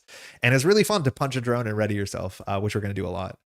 I think this is actually one of the most important cards. Serval Industries is just really generous. It's only an alter ego action to shuffle 2 Quicksilver cards from our discard pile into our deck. But this is how you set up the combos. When your deck is only like 7 cards, whatever, if you shuffle in a maximum velocity and an ABR, like you're gaming. You use this in the early to mid game to set up when you don't be able to play all your upgrades because they are expensive. But then in the mid to late game, you're setting up these combos where you're picking the sort of like, do I need more readies? Do I need more stat boosts? Just the most fun. And why Quicksilver really spoke to me. Now, this is like very much from the distance seems like an artifact of the precon decks. And just so you know, the precon decks play full play sets of everything because this is how you get the cards. They just put all of them in one deck and say, have fun. And then it's up to you to realize, like, should I be playing 3 copies of these cards? And the answer usually sometimes is no. But these are not the worst. And I think these actually open up the puzzle and these cards get so much better in Quicksilver. I don't see these cards getting played really outside of Quicksilver. I don't know who plays these, but they're symmetrical. Adrenaline Rush is a hero action, a 1-cost upgrade to discard this. And we're really good at playing 1-cost cards because our friction will generate value. We get +1 attack until the end of the phase. Now, one card that you install on the table that gives you +1 attack, I Sleep. But functionally, this card will give you +2 attack. +3 attack on any turn that you're popping this, which is a turn that you haven't always be running. A 1 for 3 that you can pre-install is not that bad. 1 for 1, awful. 1 for 2, okay. But a 1 for 3 you pre-install is not the worst thing because you can decide when to fire these. And these are not limit 1 per player. So on the turn that you pop off, Quicksilver usually has 2 attack. You give yourself 4 attack. You pop these, you go to 7 attack, and then you want to ready yourself like 2 to 3 times. So you're attacking for like 28 damage. You are a combo deck, but you are a setup deck. It is just the coolest thing. And Civic Duty is the other side of the coin, where Civic Duty just gives you +1 thwart, functionally the same text. Kind of neat, kind of genuinely cool. It's not a card that sees a lot of play. Again, I don't think there's a lot of decks that would rush to play 3 of these. And in this deck, it's not the worst. It's surprisingly not the worst. And it's a part of the puzzle that I appreciated the more I played Quicksilver playing the precon deck back in 2022. Speed Cyclone, shout out to the best number X. X stun X enemies hero action. Really cool, just fun. It's nice. There's some good reasons when Ultron advances to stage 2 to stop him from attacking. But yeah, I like X cost cards. X cost cards are underdone in this game, unfortunately. Very Netrunner coded. We have 2 copies of Double Time, which is like probably the worst card in the kit. It doesn't really work with anything. Mind you, almost all our cards are superpower traded, which matters. We'll get to that in a second. But it says choose 2 of the following. You can choose the same option twice. Modal cards are fun. So this is 2 for 4 damage, 2 for 4 threat, or somewhere in the middle. I think these cards are useful because there are some turns, especially in the early game, where you cannot suddenly boost 4 thwart because your stats suck and you haven't found your upgrade that gives you +1 thwart. So this is nice, but it is the card that's the least obviously synergistic with a kit. Quicksilver Repurpose is one of my favorite builds for him. Yeah, Repurpose is really, really good because the stats stick for the whole phase, let alone he's a really good defense deck, protection deck. I played a medium for about my 51st games because I don't actually know about those 3 cards. Yeah, you and me, brother. We both did that. Exhaustion versus Quicksilver Ghost Spider MVP. Ooh, yeah. It's all important to understand too. This is a bit subtle, but if you're stunned or confused, your text doesn't work. Because when you attack, stun replaces the attack, and you can only ready yourself after you use a basic power. So stun and confuse and exhaustion are all very bad for Quicksilver. So watch out. It's not the worst because you have 4 copies of Always Be Running. ABR will be calling it because that's what we call it in Netrunner world. So just watch out. Okay. This is the precon. Never back down. Goated card. +2 defense if you take no damage. Stunned attacking enemy. Just really good. What's a bit weird is that like we don't mind blocking because we can functionally free block every round. So this is not super expensive. And again, we can play this for free with our friction generator because we just ready ourselves after we block, and that's really nice. Now, if we're blocking for 3, I sleep. But if we're blocking for like 4 or 5 with Never Back Down and our boosted stats, we can generally not take any damage. This card's really good. I played a heck of a lot of this when I played when I was new to the game. Now, Sidestep is a bit worse. Sidestep is prevent 3 that damage. This technically, if you play it, you're now defending, even if you didn't do a basic exhaust or a basic defense. And if you spend an energy resource, deal 1 damage. What a bad kicker. I feel like we've seen this sort of text on cards in the future, like somersault, something, something, something. But a kicker to spend a right resource to do 1 damage to unenemy, at least unenemy is interesting, especially in this scenario where we can knock out a drone before it's a problem. But yeah, the kicker on that's not that great, and our suit makes physical resources, so it's slightly trickier, but not impossible.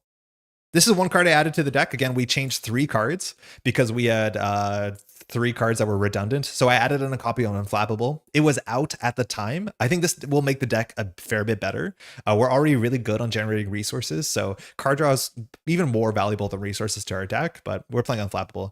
It makes the deck a bit better. This deck plays multiple man. Oh man, this is such a cool card to see. This is the only non-unique ally, if I'm not mistaken. There's 3 of them. The theme is really fun. Shout out to Boom Guys podcast talking about that in the last couple episodes. You play it for 4 and on all 3 of these come down. That's not bad. And what I like about multiple mana, it gives you some sort of room so you can set up and then just chump block with these guys. We have to watch out. Ultron's really good at doing damage to minions. So if you're chump blocking with somebody with 1 health, they could die to the encounter set and then you get the attack to your face. But multiple men should be really nice in this scenario to drop all 3 of them, hopefully on turn 1. Hopefully you don't draw 2 in your mulligan. And then you can use them to knock out drones or keep threat in check until you get powered up. Really cool, unique card. It only works from your deck, but very cool when it does. We also have Warlock, who like is fine. I haven't played Warlock since I played this precon. It's not the worst against drones because you can spend a mental resource. Unfortunately, the resource I think we are not good at generating inherently to heal 2 damage from Warlock. So Warlock can go infinite. 1 resource for 2 healing on a 1 thwart 1 attack is like not great, but it's fine. You could spend that resource to play a new ally, and we don't. We have Scarlet Witch, really cool. This is our Wanda Maximoff for our alter ego if we can find it. And she has Scarlet Witch text. When you use one of Scarlet Witch's basic powers, you can choose, this is not a force interrupt, discard the top card of the encounter deck, and she gets +1 for every boost icon, which is nice. We have some good reasons to keep Scarlet Witch around. We also have Order and Chaos, which was in the precon. This is a lot easier to play when you're playing with your partner who is playing Scarlet Witch. But in solo, if we have this to line up, we can cancel the when revealed on a treachery and deal 2 damage to the villain. I don't love team up cards that you can't play during your turn. Team up cards that only work during the villain phase just kind of stink because you don't want to hold them in your hand because that sucks. So you're just hoping that you top deck them when you have Scarlet on the table. It's so much harder than having an attack event that like you can set it up with some consistency, because there's also a chance that she's on the table and then you draw like a minion or a side scheme, and yeah, doesn't do anything. So I like this way better when it's more proactive. Anyways, last, all we have is research generators. These are some of the cards we changed. We've added Deft Focus, which is going to do a lot for this deck. Most of our cards are superpowers, so why not have? This was out at the time, if I'm not mistaken. The deck originally had 3 copy of Nerves of Steel, which... Oh, Nerves of Steel. I don't have the art for it. Yeah, I forgot to fix this last week. We ran into this issue. This card is not amazing. I used to love these research generators. This is max 1 per player, but you have 3 in your deck. I exhaust this to generate an energy resource for a defense event. It's super not necessary in the deck because our friction generator is already really good at generating resources for defense events because of the text of our hero. However, this generates an energy we need for our bad flip card. We also have Quinn Carrier. And I think I am aware of Quicksilver more as as a mutant, even as a villain, but more as a mutant. But in this world, he's an Avenger. So we're running Quinn Carrier in 3 wilds. From your deck and hand. Oh, is it deck and hand? How's it going, by the way, Wedge? I didn't realize that. I never thought I had to do the text from hand. It's obviously worse to do it from your hand because you're losing, a card from your hand. Yeah, deck and hand. Neat. Okay. If it was from the discard pile, it'd be broken. So that's good to know. But ideally, we never use that part of the text because it's bad. But it could be worse. Could be worse. Theoretically strongest type characters. Yeah, there's some limitations to his abilities. They talked about it on the podcast, which is kind of cool, but potentially very powerful. We're playing against Ultron. Let me catch my breath. Oh my God, we've been talking. I saw they announced Daredevil, so finally I'm free. He's free from just being on the card art. I do think it's very likely that he has the most card art and not existing. Like out of any character that doesn't exist on a card, I think he has the most card art. I think Luke Cage does show up on a whole bunch of cards as well. Jessica's maybe on only one, but Daredevil shows up on a lot of different cards. Yeah, they announced Daredevil yesterday. All right, we're playing Ultron. What do we got? The Crimson Cowl. This is a really cool scenario. I think the core set of this game has some very good villains. Crimson Cowl, we're playing stock standard as we did back 3 years ago. So we're playing with Under Attack. Under Attack is one of those scenario sets that you have to know within the deck. Firstly, it's mostly treacheries, a couple minions, 4 health guards, I think. Attachments are really strong. But Under Attack has this very like Lord of the Rings LCG card, Concussive Blast, that says deal 1 damage to each character, which also that text appears on the boost. So if you ever think you're clever and you're chump blocking with a minion or an ally, with 1 health, that boost goes off first, the ally disappears because they're defeated, and then the attack goes to your face. So just like in some of the earlier sets in Lord of the Rings LCG, try not to block with somebody that has 1 health because it can go quite poorly for you. Put the Ultron drones environment into play, shuffled and counter deck, advance to stage B. I don't think they write shuffled and counter deck on these setups anymore. That's just kind of a given. But advance to stage 1B. Ultron drones will just be in play for the entirety of the game. We won't have to pull it up much more. It can get worse, but it says each face down drone minion, which we'll talk about that in a second, is a minion with 1 health, 1 attack, and 1 scheme. So this is a really cool way to make an encounter set that uses these sort of like small minions. I wish they did more of this, token minions functionally, but instead of giving you a 1/1 drone token, they just take the top card of your deck and put it engaged with you. I think a lot of players find this incredibly frustrating. Back in the day, there was a chance like Captain America's shield showed up as a drone, and you can't check the back of it. So like, good luck when you lose your shield, I guess. I find this to be really charming. I'm not super precious about every card in my deck. Like if it's on the bottom of the deck, it's almost the same as if it's here, as much as it could be worse. And after the face down drone minion is defeated, you place it in your discard pile. Technically, you can see what it is, but like it's a civic duty. Great. I don't know. I really like this. I think people sometimes bounce off of that. Wait, my cards? But I'm losing my cards. I mean, it doesn't really matter that much. Let's flip over the Crimson Cowl. This is our encounter set. The back of this says really small threshold, absurdly small threshold. When revealed, each player puts the top card of their deck engaged with them as a drone. Only has 3 to advance. This thing has 3 main schemes. Technically, the last main scheme is very, very funny. You don't have a lot of time on the last main scheme, and the bad thing happens, but you can win the game. So you want to stay on this one as long as you can, which is impossible. But the middle one is where you're probably going to spend the time. I played Ultron a week ago, and this card killed my Daredevil Justice ally 3 times. I mean, like, that's fine. Just a little drone. Let's talk about Ultron. He's the big drone. I really like the Ultron art as well. Yeah, we're playing standard right now. We might change this in a minute. 17 health, only 2 attack, only 1 scheme. After Ultron attacks you, choose to either place 1 threat on the main scheme, not super sustainable, or put the top card of your deck into play as a drone. And very importantly, and maybe I don't know. I think this should have had a reminder text on it because I think a lot of new players will miss this. When Ultron attacks you, that's usually during the villain activation.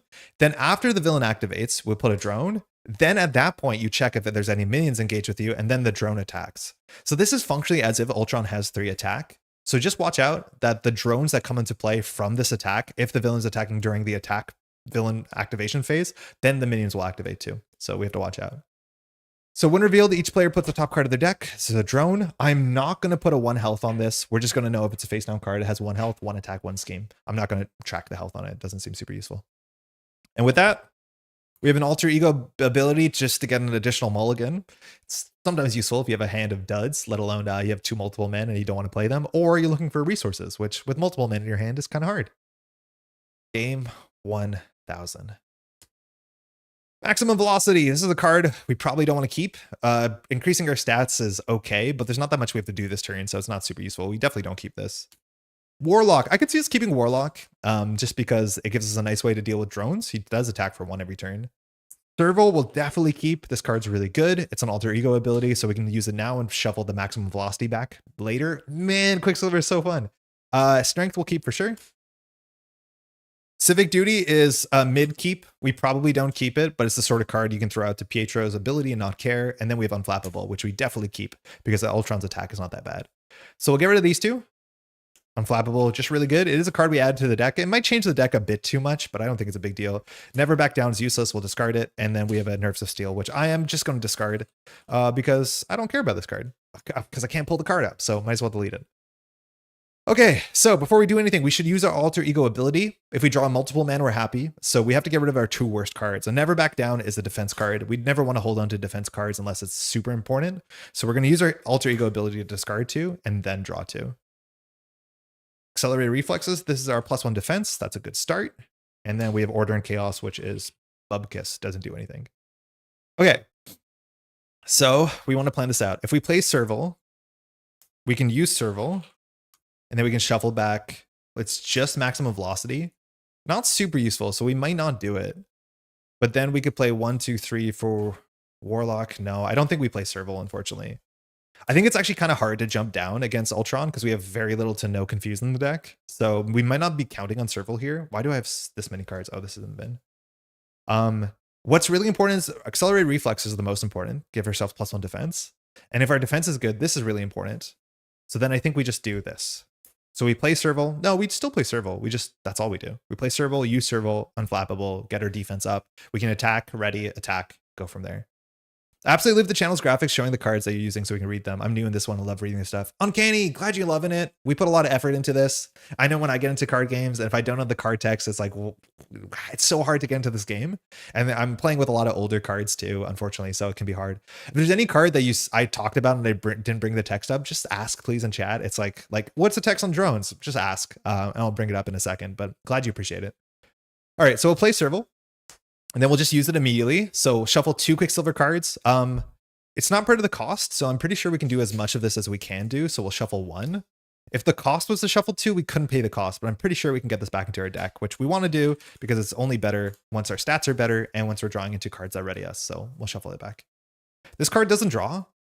I think a lot of the alter ego cards that do something like this do draw, but that's fine. We'll play Unflappable. This, if we defend and don't take any damage, we draw a card, which we have now only 2 defense, so we might not get there. Speaking of 2 defense, we're going to play Accelerated Reflex. So this gives us +1 defend. We will flip up. Something I'm going to try and do, let me know, chat, what you think about this. I've classically been taking this die, and because it's green, I put an extra defense, and that's a boost to our defense. Will it be better if I put the die to what our total defense is, and then that is our total defense? So instead I do something like this, and then I just modify that so you don't have to do any addition. I think this might be a bit more intuitive. So you ignore the numbers on the card, but we have 2 defense, 1 attack, 1 thwart. 2s in chat if this is a good idea. Otherwise, we'll just add our additional defense. I think it's better to track our total defense there. Give me 1 second for feedback. I'm going to have my coffee and catch my breath. Shame we can't attack this, because if it is in theory, a Quicksilver card we could get back into our deck, but we can't do it in order.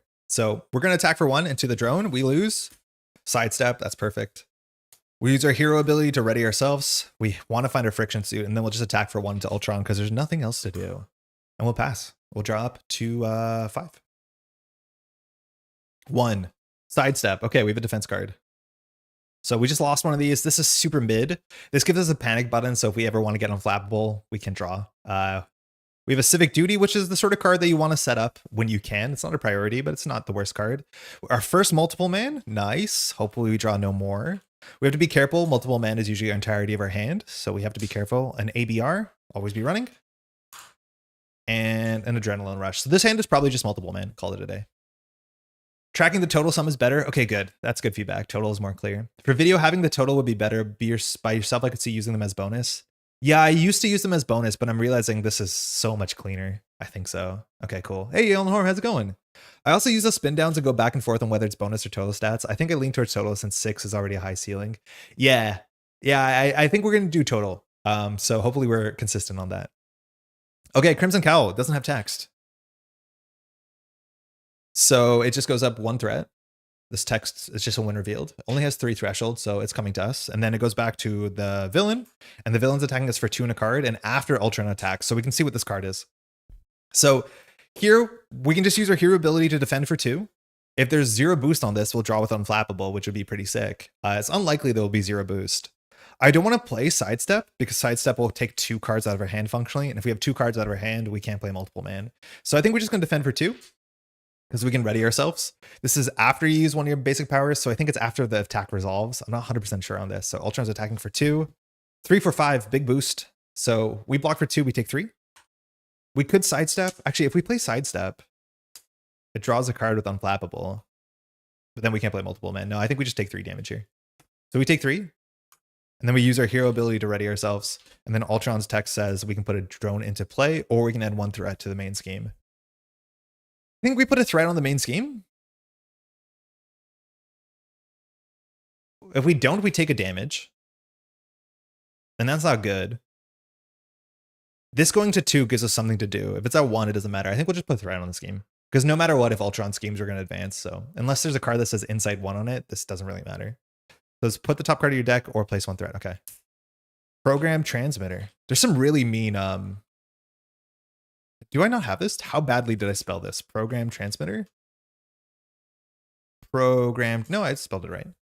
Attach to Ultron. After Ultron schemes, place 1 threat on every side scheme. Exhaust your hero and spend 2 mentals to discard this card. Okay. Now it says side scheme, so it doesn't actually do anything right now besides add +1 scheme to Ultron. So I think we can let this just cook for a bit. And we should be okay. So back to us, we'll spend 4 on multiple men. And this card, the only bad thing about it is it requires the most amount of like physical manipulation to get all the counters and all the die and everything like this. We need to be a bit careful. As I said before, there's 2 cards on the deck that boost says Ultron does 1 damage to every character on the table. So blocking with a full health multiple man is a bit safer than not. Let's get all our men. Good thing about this is also it thins your deck, and we are so contingent on finding our upgrade that gains us resources every turn. So it's nice to take 2 cards out of your deck. Really unique card. I think they did a good job with this one. Okay. Simple as that. We probably don't flip down because no matter what Ultron schemes for 2, we want to stay on this main scheme as much as we can. Main scheme 2 just has like kind of bad text on it. So we will thwart for 2, which readies us. So we can thwart for 2. So we cleared that.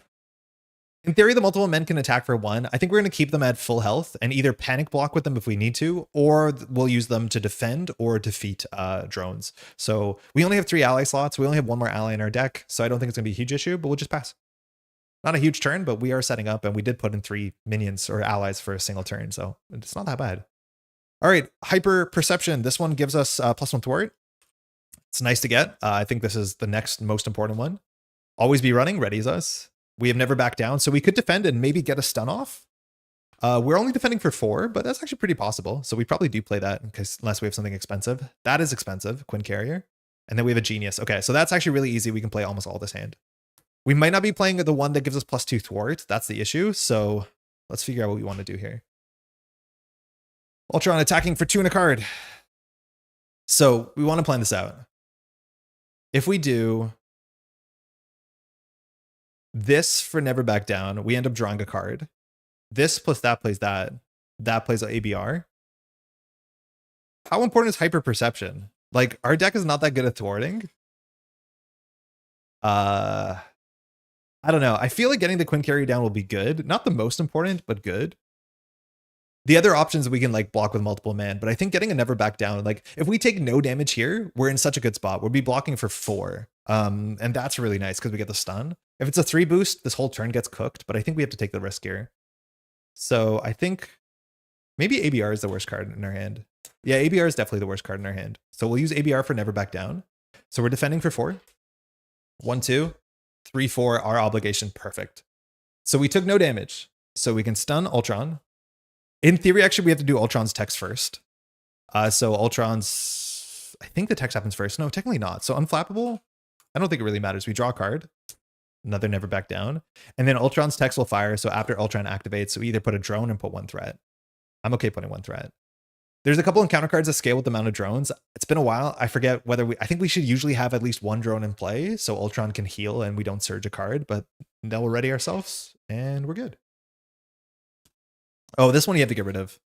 This one's really rough. Vibranium Armor from the core set.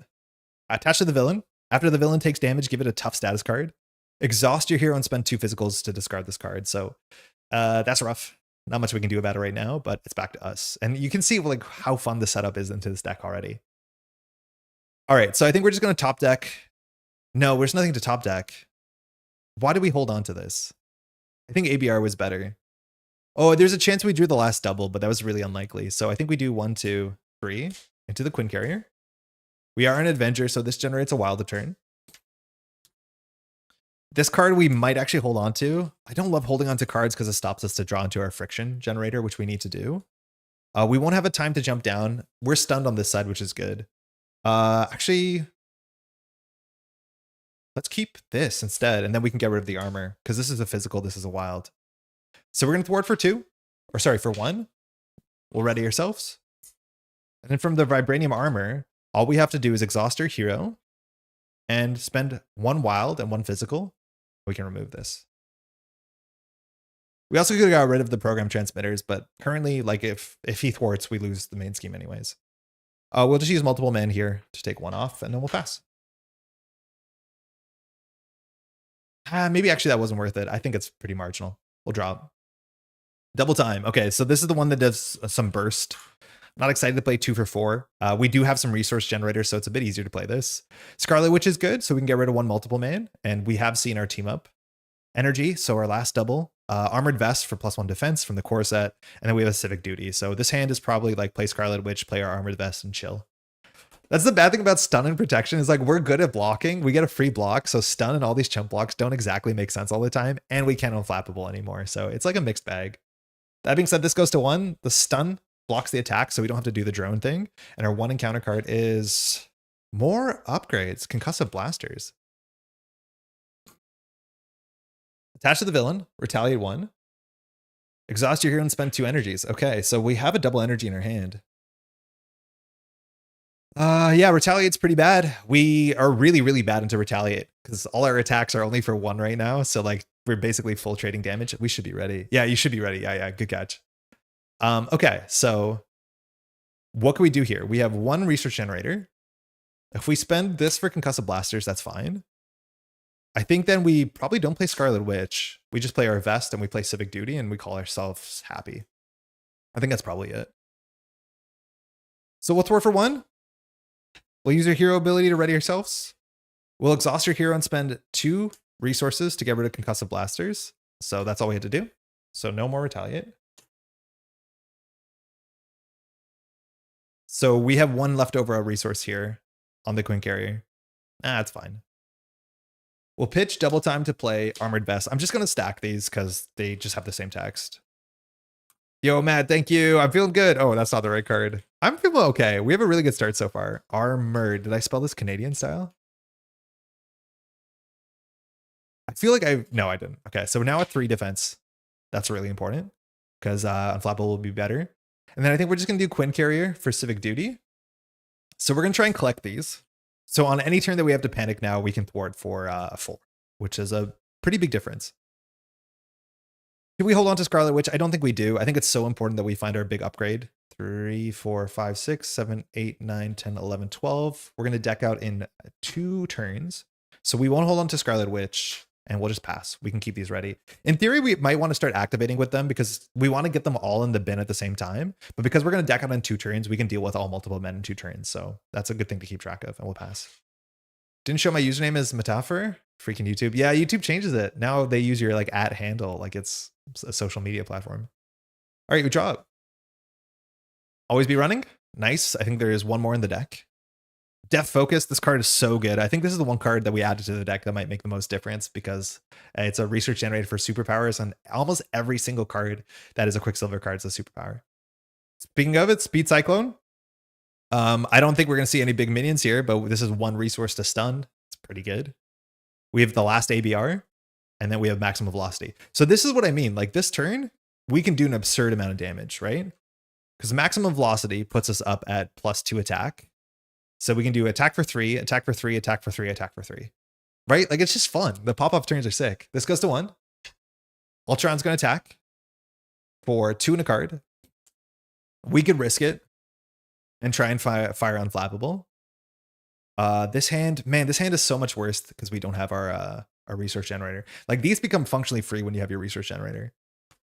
So if we block with multiple man and we draw the boost card that says deal 1 damage, we'll end up taking 1 and then 2 more. So we don't die. So I think we can risk blocking with this multiple man. I think we do. So we'll block with this multiple man because we can block against the Ultron drone and then we'll draw a card for free. That's another really cool thing we can do. We probably should have been doing. So Ultron's attacking with this multiple man. 1, 2, 3, 4. Advanced Ultron drone. Defeats this multiple man. Now we can do Ultron's text, which says after you can put the top card of your deck into play. So we're really hoping this is not our upgrade.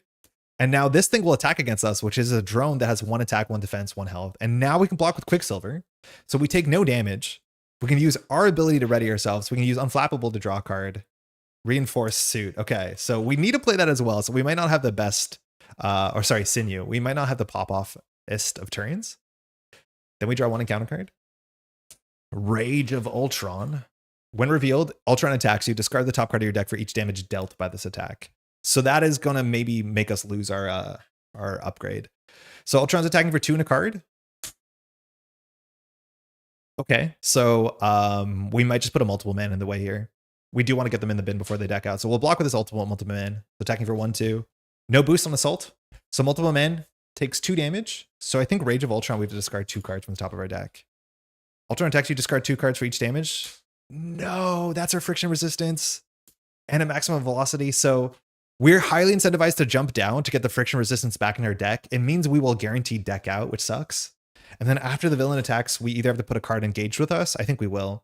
Or we take, what's it called? Or we have to put 1 threat on the main scheme, and that's back to us. Nolan, good morning. How you change the card presented so fast? I have a keyboard on my lap, so I just have to write the beginning of the card name, and it auto-completes. So it's hopefully typing quickly. Okay, that was a bad turn. The problem is if we jump down 2 here, we're going to deck out on the turn that we draw 2 encounter cards. So like we're really incentivized to deck out. It's also really interesting whether you want to defeat these cards before you deck out, because we are no longer allowed to check what these are because it gives us information on the table. Usually I check my deck when I have perfect information. We can't do that, so we have to remember. I accidentally ruined my buddy's MC night. He'd been playing the game for like a year on his own and came to meet up. He was using multiple supports or upgrades to reduce the cost of cards wrong. Oh, like the action ones? The action ones that say like your next card or like play a card, reduce the cost by 1? Yeah, I've done that on camera. If you're advancing the main willingly, why not play threat instead of drone? I think that's a good point. Why not? It gives us something to do. I think that's the big part, but I guess we could always attack Ultron. But like we don't want to advance on this advance. We want to advance on the thing. The end of the day is like, okay, so the difference is 1 attack or 1 thwart is about the same for us, but the difference is we'll have 1 more card in the deck, and this could be an important card. So I think you're right. We go bring this to 2, but no matter what, we need to knock it down to 2 so that we advance on the main advance, like the automatic advance. We don't want to advance. We want to advance on Ultron schemes. So keeping this a 1 is valuable, but at the end of the day, you're right. If we attack for 1 or we thwart for 1, it's the same thing. And this just puts a card in our deck, and maybe this card's valuable. So yeah, let's retcon that. I think that's a good shout out. Okay, so if we want to jump down this turn, we can. I don't think this is a pop-off turn. I think we have to get multiple men in the bin, which I think we said we were going to be capable of doing it, but now we have 3 cards left over, and losing 1 multiple man is actually really, really, really bad. So there's no way for us to get rid of multiple man. So 1 multiple man losing the cycle breaks up the whole multiple man. I don't know if I play 1 multiple man to get 2 multiple men. I think it's either all of them or nothing. So I think we do hop down. So we will. Well, multiple man for 1. We lost an adrenaline rush, whatever. We will thwart for 1, readying ourselves. And then I think we will jump down. So maximum velocity. We'll play deft focus. So this generates 1 a turn for superpowers. We have a lot of superpowers. I think we just play sinew. We played speed, cyclone. We could ready Quicksilver once more. I think we'll recover with Quicksilver. But we'll do Quinn Carrier. Always be running for the reinforced sinew. So we're just gonna make a stack here. So now our attack goes up 1. We're 1, 2, 3. Yeah, we can't play all these cards. That's okay. So we'll deft focus for speed cyclone. I think our ready is not that important. So we'll just spend 1 as X to stun Ultron, which that's fine. It's okay. We will jump down. We will recover for 3. So we're at full health. And then we'll use Serval Industries. I think we might not deck out. 1, 2, 3, 4, 5. No, we exactly deck out. If we spend 1 fewer cards, we wouldn't deck out. It might be right to not deck out on the turn that we're flipping into the main scheme. But I think we're going to give it a shot. Would your card count in a deck with Serval prevent deck cycle? No, we're just a bit short. If we played 1 fewer card, we could not deck out. So let's actually try not to deck out. Let's keep Speed Cyclone. We'll not use Depth Focus, so we won't stun Ultron. So then there's 2 in our hand. What am I doing? No, this is our... What did I just do? I think this was here. This was here, I think. Or did I drew? No, I drew this from the top of the deck. I don't know what I'm doing. I thought that was our hand because I put it down. There's only 3 cards. I think this is this. Doesn't matter. We're going to shuffle. So this is our hand. So when we jump down, we can use Serval. Yeah, okay, hold on. Okay, so now we can go ahead and shuffle 2 cards back into our deck from Quicksilver. So we'll shuffle in the friction resistance. And then I think we'll try and get Perception. It might be bad to put both of these because they're both expensive setup cards, a 3 and a 2. So we might just go for the 2 and then just go for the cheapest thing that we have. So we'll just go for a cheap always be running. Can you actually use Depth Focus to play Speed Cyclone? You didn't actually pay. Wouldn't X be 0? I don't know how X works with cost reducers. I think we looked it up and it said it did work. At this point, we're undoing it, so it doesn't matter. But I think you're allowed to reduce the cost of X's. I think we'd have to check it up in RRG, which I'm not going to do right now because we're not going to do it, but it would be good to know. I'm pretty sure we used a cost reducer on an X on a previous live stream and it worked fine. But it's a good question. So we shuffle these back into the deck. So that means we're going to be drawing 4 of these, so we won't deck out. That seems important. Explain how Helicarrier is different and can stack. I didn't break their brain. Yeah, I've used, not only have I sometimes used actions instead of resource generators during the villain phase, but I have tried to use before. Yeah, government liaison with Helicarrier. I'd explain the player had to finish resolving the action, yeah. All right, that's us. Bit messy, but we got there. This also means that we can get rid of multiple mana. So there's multiple reasons, pun intended, that we shouldn't try and deck out here. It also allows us to use Serval 1 more time, so we can just put APRs back in our deck or our pop-off turns. Quicksilver's sick. 1, 2, 3, 4. We just have to hope the 1 and 6 cards is not our friction resistance. Okay, it's right there. 4, 5, sidestep, 6. So our last card, I don't know if we know what it is guaranteed, but this is a good hand.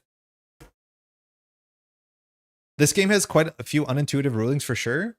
Yeah, that's one way of saying it. As long as they're consistent, I think that's the most important thing for me. But yeah, I do think a lot of games have different logic on how you can cost reduce X. This goes to 2. Ultron does scheme now for 2 and a card because we have the program training. So 1, 2, 3 is the boost. So this clears. Just to check, program transmitter says it should matter. It says after Ultron schemes, place 1 threat. So there's no side schemes here. We go to Assault on NORAD. I find this so strange. This is one of the few cards that actually has a real place. NORAD does exist. When revealed, each player puts a top card of their deck into play. Oh, no, we thought we were so smart. We're not smart. Each player puts a top card of their deck into play, engage with them as a drone minion. Imagine that was our friction resistance, which means we deck out. So we get an encounter card. We thought we were clever, but we gave ourselves our best shot. All right, as soon as our deck empties, we have to shuffle it. Advance to stage 2B. Love to see it. Okay, this one has a bigger limit, but of course it will. Sword on NORAD, no threat. Force response after placing threat during step 1 of the villain phase, which I think, well, we passed that, so we don't have to do it. Either you have to place 2 threat here, or you get a minion, a drone minion, which we can deal with that. So 10 threat is a much more convenient for us. Now Ultron finishes his scheme, but now this little drone scheme, so that puts 1 on the threat, and now we draw 2 encounter cards. So yeah, not perfect, but okay. Repair sequence. Oh, this is good that we have a drone installed because this card surges if there's no drones. Ultron heals 2 damage for each drone. That's a pretty reasonable encounter card, and only had 1 health, so recovers 1. 6, so functionally not a encounter card. Oh, we recovered 1. Hold on. Concussive Blast. Okay, good. Annoying, but good. This is really important to know where this card is. Oh, not you. This says, okay. All right. This is deal 1 damage to each friendly character. So multiple man is knocked out, missing the cycle, and we take 1. And we're finishing shuffling our deck. At least we know where those are. If there's 1 more, once both of them are in the discard bin, we're much more confident blocking with our minions. Or sorry, our allies. Okay, let me catch my breath. I still think we're in a good spot. Okay, so things we have to do. We want to start playing our friction resistance. It's good to get that before the first cycle. I guess sometimes with Ultron, that's not guaranteed. This minion is fine. Speed Cyclone is fine too, if we want to manage the scheme. And then this friction resistance gives us all the free like ABRs we can play. The question is whether we want a Civic Duty. On any turn that you're regretting yourself, you should consider Civic Duty, but obviously it doesn't matter. +1 for it doesn't do anything. So here we can use our ability. Oh, I forgot we can use our ability here, so we probably should. We can discard 2 cards to draw 2 cards. That's not bad. So we definitely don't want Sidestep. I don't think we want the 3rd copy of Always Be Running, and then with Servo, we can shuffle it back into the deck. This is what I mean this villain speaks to me, or sorry, this hero speaks to me, because there's so many cool ways you can control your fate. So we're going to discard 2 cards to draw 2 cards. Civic Duty we can set up if we want, and a Never Back Down, so not that much better. And then we can use Serval here, or I think we're going to use Serval in a second, because I think we're going to go do... How many? We can play every ABR this turn. The problem is just they're not very good ABRs. They're like 2 damage ABRs. So I think Def Focus plays Speed Cyclone. Quinn Carrier and these 2 play Friction. Friction can play an ABR, but I think it's more important that we put an ABR back in the deck. So we can put an ABR back in the deck. What I'm going to do is I'm going to play Friction Resistance. And I'm going to generate 1 from Quinn Carrier. It is technically a superpower, so we can Def Focus it. It doesn't make a difference. At least we won't have to worry about the X rolling. And then for the 3rd resource, I'll throw out an ABR. And then we're going to use Serval before we pop up to shuffle back 2 Quicksilver cards so we can put 2 ABRs back in the deck. Which, again, these are better the more adrenaline rushes we have and when it lines up with one of our other big boosting cards I forget the name of. So it's nice to know where those are. This is what I mean. Yeah, so fun. Have a lot of control over the future. We'll flip up. We don't want to recover for 1. Let alone recovering when you're not... like, recovering and then flipping up exhausted. You can fix it with ABR, so it's not the worst, but we'll be fine. Okay, so we'll use Friction Resistance to generate a physical for Speed Cyclone. So stun X enemies. We'll stun Ultron. Okay, then we'll attack. I think we'll knock it out. We'll knock the drone out for 2. It was a double time. Okay, that's not the worst card. Then we'll ready ourselves with Ready's Friction Resistance. So now we're generating so many more resources every turn. We will now thwart for 1 into this. Will we use Friction Resistance to play Always Be Running? This always feels like you're doing something wrong, but this is how it works. So this readies Quicksilver. And after you ready Quicksilver, you can ready Friction Resistance. So functionally entirely free. Then we will use Friction Resistance. I guess it doesn't matter for Civic Duty. We'll just stack them because they are not unique. Then we'll just attack for 2 into Ultron. It leaves us with this Never Back Down, which we don't want to hold because the villain is stunned. So we'll discard this. So we did waste a resource there. In theory, I think it's still worth it to shuffle back the Always Be Runnings. I think that's probably correct. And we'll pass. We're setting up good. We're just waiting for our thwart one, but we should be able to start doing like these big 8 damage chunks every turn. You can use cost reducers on X, but you can't reduce costs to below 0. So if you had a helicarrier, it would not stack, obviously. I made the effects Ant-Man 0 cost ally. So does that mean that we can use Def Focus to play Cyclone at 1? Like X is 1, but pay 0? All right. ABR, maybe the one we shuffled back. It's another Civic Duty. Give us an Adrenaline Rush. Never Back Down, useless. Warlock, we'll play it, it's fine. And a double time, which is not very useful. That'll be 2 for 4 damage.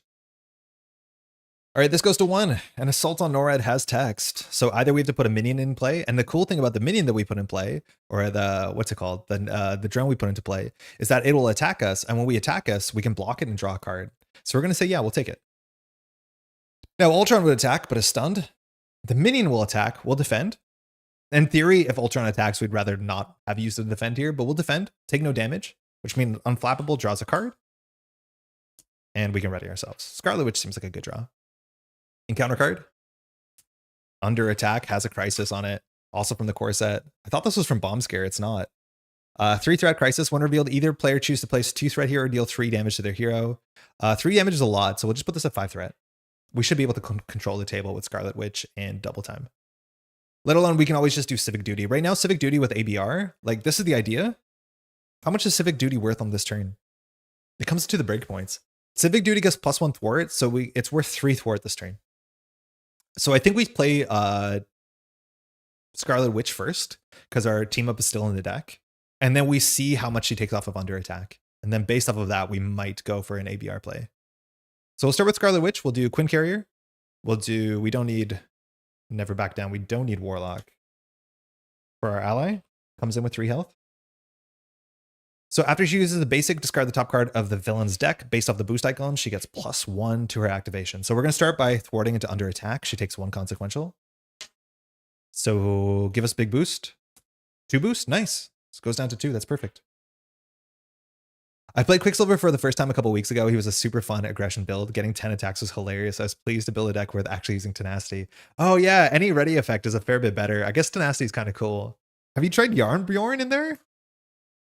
Yarn Bjorn Friction Resistance seems like such a good combination that every attack is now like an attack for 4. I haven't done it. I can't believe I haven't done it considering how like obvious that interaction is. Okay.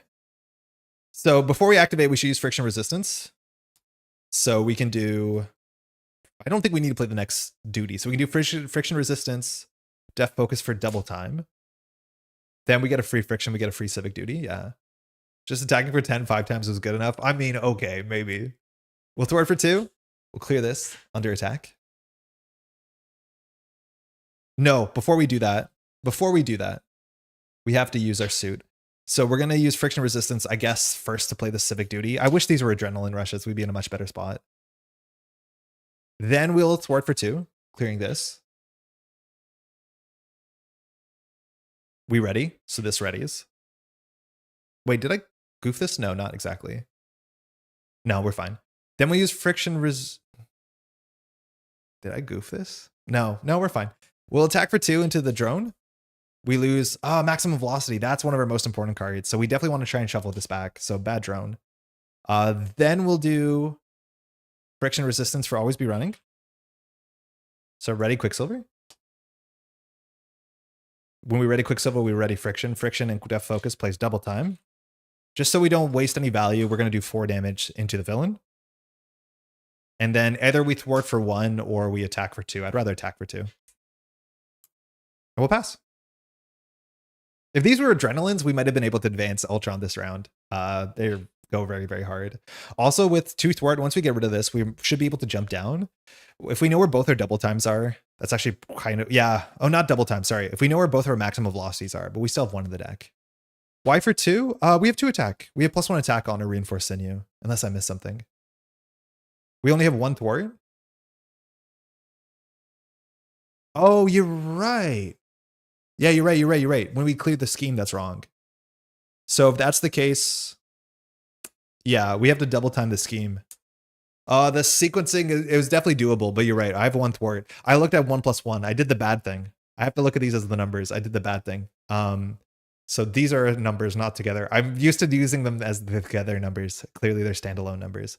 So if that's the case, there was definitely a way to make it make sense. We'd have to thwart this twice. So I'm just going to take 2 damage off Ultron and say that we did it right. I think that's probably correct. Good catch. We'll drop. Adrenaline Rush, there it is.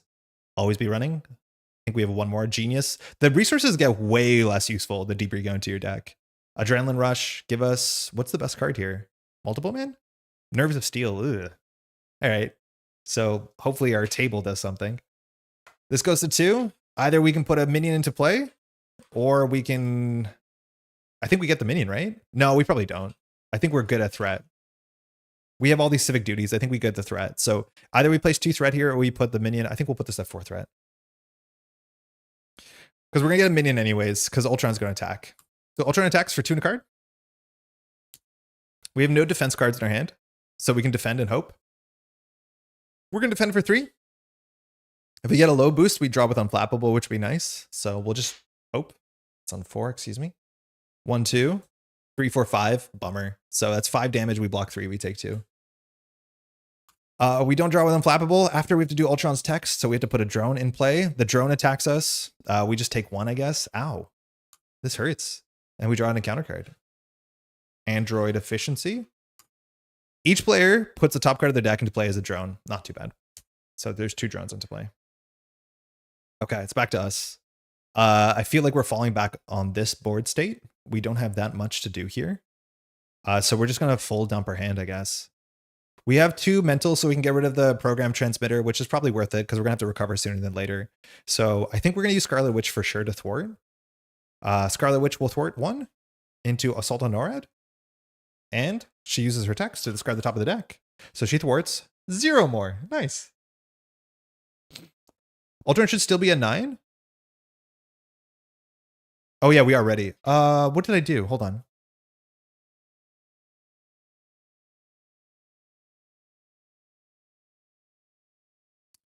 I recovered 2 from Ultron, didn't I? Yeah, the villain recovered 2. I'm fine with that. I think that's the way that we, instead of attacking, we thwarted. It's probably like disadvantageous for us, but it's fine. There was definitely a way that we could have done it. I'm just not going to fix it. You could have thwarted, but you could still have attacked. I think at this point it's too hard for me to fix. So I'm just going to say we lost 2 damage and feel okay about it. Like I'd rather make sure if we're going to like retcon in a weird way, we retcon disadvantageously, just so it doesn't feel like we're gaining ground. But you're right. There's probably a chance we could have done it perfectly.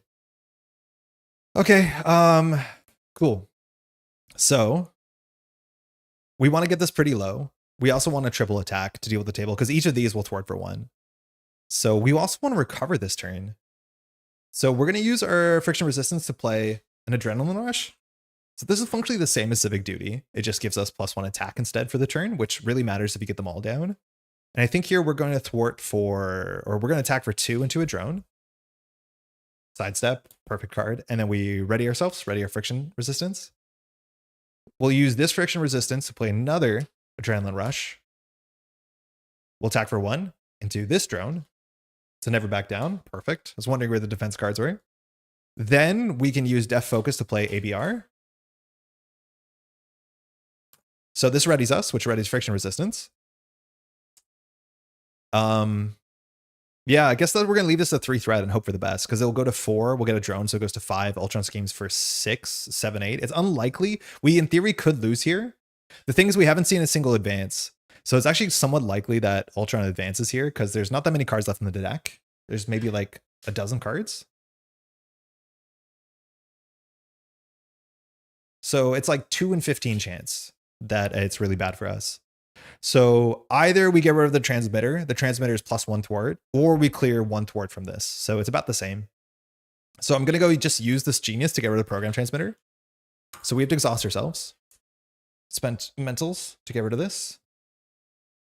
We can use our friction resistance and our Quinn carrier to play Nerves of Steel, which we're not going to get that much value from. You can definitely make more of this. Nerves of Steel. Oh yeah, I don't have this card in the database for some reason. I need to fix that. But you can exhaust this to generate an energy resource for a defense event. Then we will flip down. We're taking a bit of a risk here. We've seen a lot of 3 boosts so far, so maybe it's not that bad. Down here, we'll use Serval. And so with Serval, we can shuffle 2 of our cards back into our deck from Quicksilver. So we almost always go for a maximum velocity as much as there's 2 in the deck and they're limit 1 per turns. And then we'll put back and always be running. And then next turn, we can hopefully draw and always be running so we can recover and then still flip up and use all our activations. Cool. I'm not sure if our team up is only a hero mode or not. So we'll see if that lines up, but that also would be good. We'll pass. We're close to a pop-off turn. Again, we can be attacking for 1, 2, 3, 4, plus our maximum velocity, like 6 damage multiple times. And that'll be pretty nice. Okay, we ready our 700 cards and draw. First card, sidestep, useless. Energy, okay. Maximum velocity, good to have one of those. It's very important for our turn. An ABR, so we're allowed to recover safely. A strength is not super useful. We would love a multiple man. I think there's still 2 in the deck. An ABR. Whoa. The deck is mostly multiple men? Is there 2 multiple men down here? Yeah, 2 multiple men down here. Wild. Okay. Didn't draw our team up either, but I guess we don't know if it's a hero action or not. Okay, this goes to 4. And then either with this thing, we put either a drone or 2 threat. The drone is only 1 threat, and Ultron won't be attacking, so we're okay having a drone. So maybe it's a multiple man. That's fine. Now the villain's going to scheme for 1 in a card. 1, 2. So this goes to 6. And then the drone schemes for 1, so we go 7 out of 10. Encounter card, please not advance. All right, drone factory. So more threat in a different way. Comes in with 4. When revealed, each player puts a top card of their deck into play, engages a drone. Place 1 threat on here for each drone minion in play. So this goes to 6 and has acceleration. So this is definitely a turn where we're going to have to crack into our civic duties to clear the table. But I think we're actually in an okay spot. Scarlet Witch on 1 health is not my favorite. Now, there's a chance if we defeat these first, we can find out if our team up is still in here or not. I can't check because we learned what's on the table. But there is a chance that we just need to pop off this turn, not recover, and clear all the threat off the table. It's getting interesting. Order and Chaos is a hero interrupt from Scarlet Witch and Quicksilver. Pietro or Wanda can't participate, so even in 2 players, both need to be heroes. Okay. Thank you, Andy. So it is. I know I could have checked. I wanted a surprise, but yeah, it is a hero interrupts, and it requires not Pietro. It requires Quicksilver and Scarlet. Okay, so multiple reasons. Yeah, cool. It's weird because Pietro's text, and actually we could have considered using this last turn. We might use it right now. I need to not forget about this, but we could always just use this to draw extra cards. If we look at our hand, we said there's a couple cards we don't want to play, right? Like we don't need an energy, we don't need a sidestep. So I think we just trade these into more cards. This is where the cool thing is, like we can do Serval first. And with Serval, we have a really big reason to want to draw into more ABRs because they're free. So let's use Serval first. We'll shuffle in ABR. We'll shuffle in... I don't mind drawing a Speed Cyclone. Stunning Ultron removes the drone as well. Oh, or we can just put another ABR into the deck. I think we'll do double ABR. And then now we can use our ability on our alter ego to draw cards. So our deck is like half ABRs. We're going to throw out these 2. And because we have a Maximov in play, Wanda is here, we can draw 3. We'll cut, draw 3. We get ABR, no surprise. A multiple man. We don't know if there's another one in here. And Hyper Perception, which I totally forgot was in the deck. That's actually a really good turn to put this down. It's just as good as a Civic Duty. So I think we're in a good spot. I think with this many ABRs in our hand, we have 3 of 4. We can go ahead and recover here safely. So we'll recover 3. Okay, we'll flip up. We don't know if our team up is on the table or in the deck, so that's a bit of a bummer. We need to ready ourselves, which is fine. So I think we're going to use this friction resistance and the Quinn carrier to give ourselves hyper perception. This gives us +1 thwart, so die actually finally goes up to 2. So now we have good stats. What do we pay for that? These 2, yeah, cool. Then we'll use Depth Focus to ready ourselves. Always be running. So we are ready. That readies friction resistance. Is this a maximum velocity turn? Do we have another maximum velocity in the deck? Oh, it could be a drone. There could be a drone threat is like a fun part of the scenario. There could be on the table. But currently we thwart for 2. We can make it a maximum velocity turn. I think we do no matter what make it a maximum velocity turn because we're going to go hard. So we'll do friction resistance for 1 and then multiple man. So it's a maximum velocity turn. So for this round, not phase, we get +2 thwart, +2 attack, +2 defense. So technically we are 4 thwart, 4 attack, 5 defense until the end of the round. So we'll remember that. And then we'll start by thwarting for 4 off of this. We'll use our ability to ready ourselves. 2 threat left on that's a bit annoying. Maybe we do double civic duty to thwart all 6. I could see us doing double civic duty here. Because otherwise we waste a lot. Yeah, so before we do that thwart, we're going to crack 2 civic duties, so we actually have 6 thwart. This is only for the phase, but like that doesn't matter. So we do 6 thwart, we one-shot drone facility. Okay, now we're ready. I mean, 6 thwart, still good, 7-1. Then we'll use friction resistance to play ABR to ready ourselves, which readies this. We have all this attack and we're going to use it on drones. I think we actually just use Scarlet Witch before the deck out. I don't think we wait and hope that the team up is here. So Scarlet Witch will attack a drone. We won't discard the top card of the deck. It's not forced. her ability is optional. So we discard Order and Chaos. Perfect. Glad we're not keeping her. That was the team up card. Okay. We'll tack 4 into the face because that's fun. We'll use a friction resistance for the last ABR, readying ourselves. So this is our last ready of the turn. Either we knock out the drone. The drone is a cheap block, but we'll get a drone no matter what if we want to or not. The speed tornado would have been fine here, speed cyclone.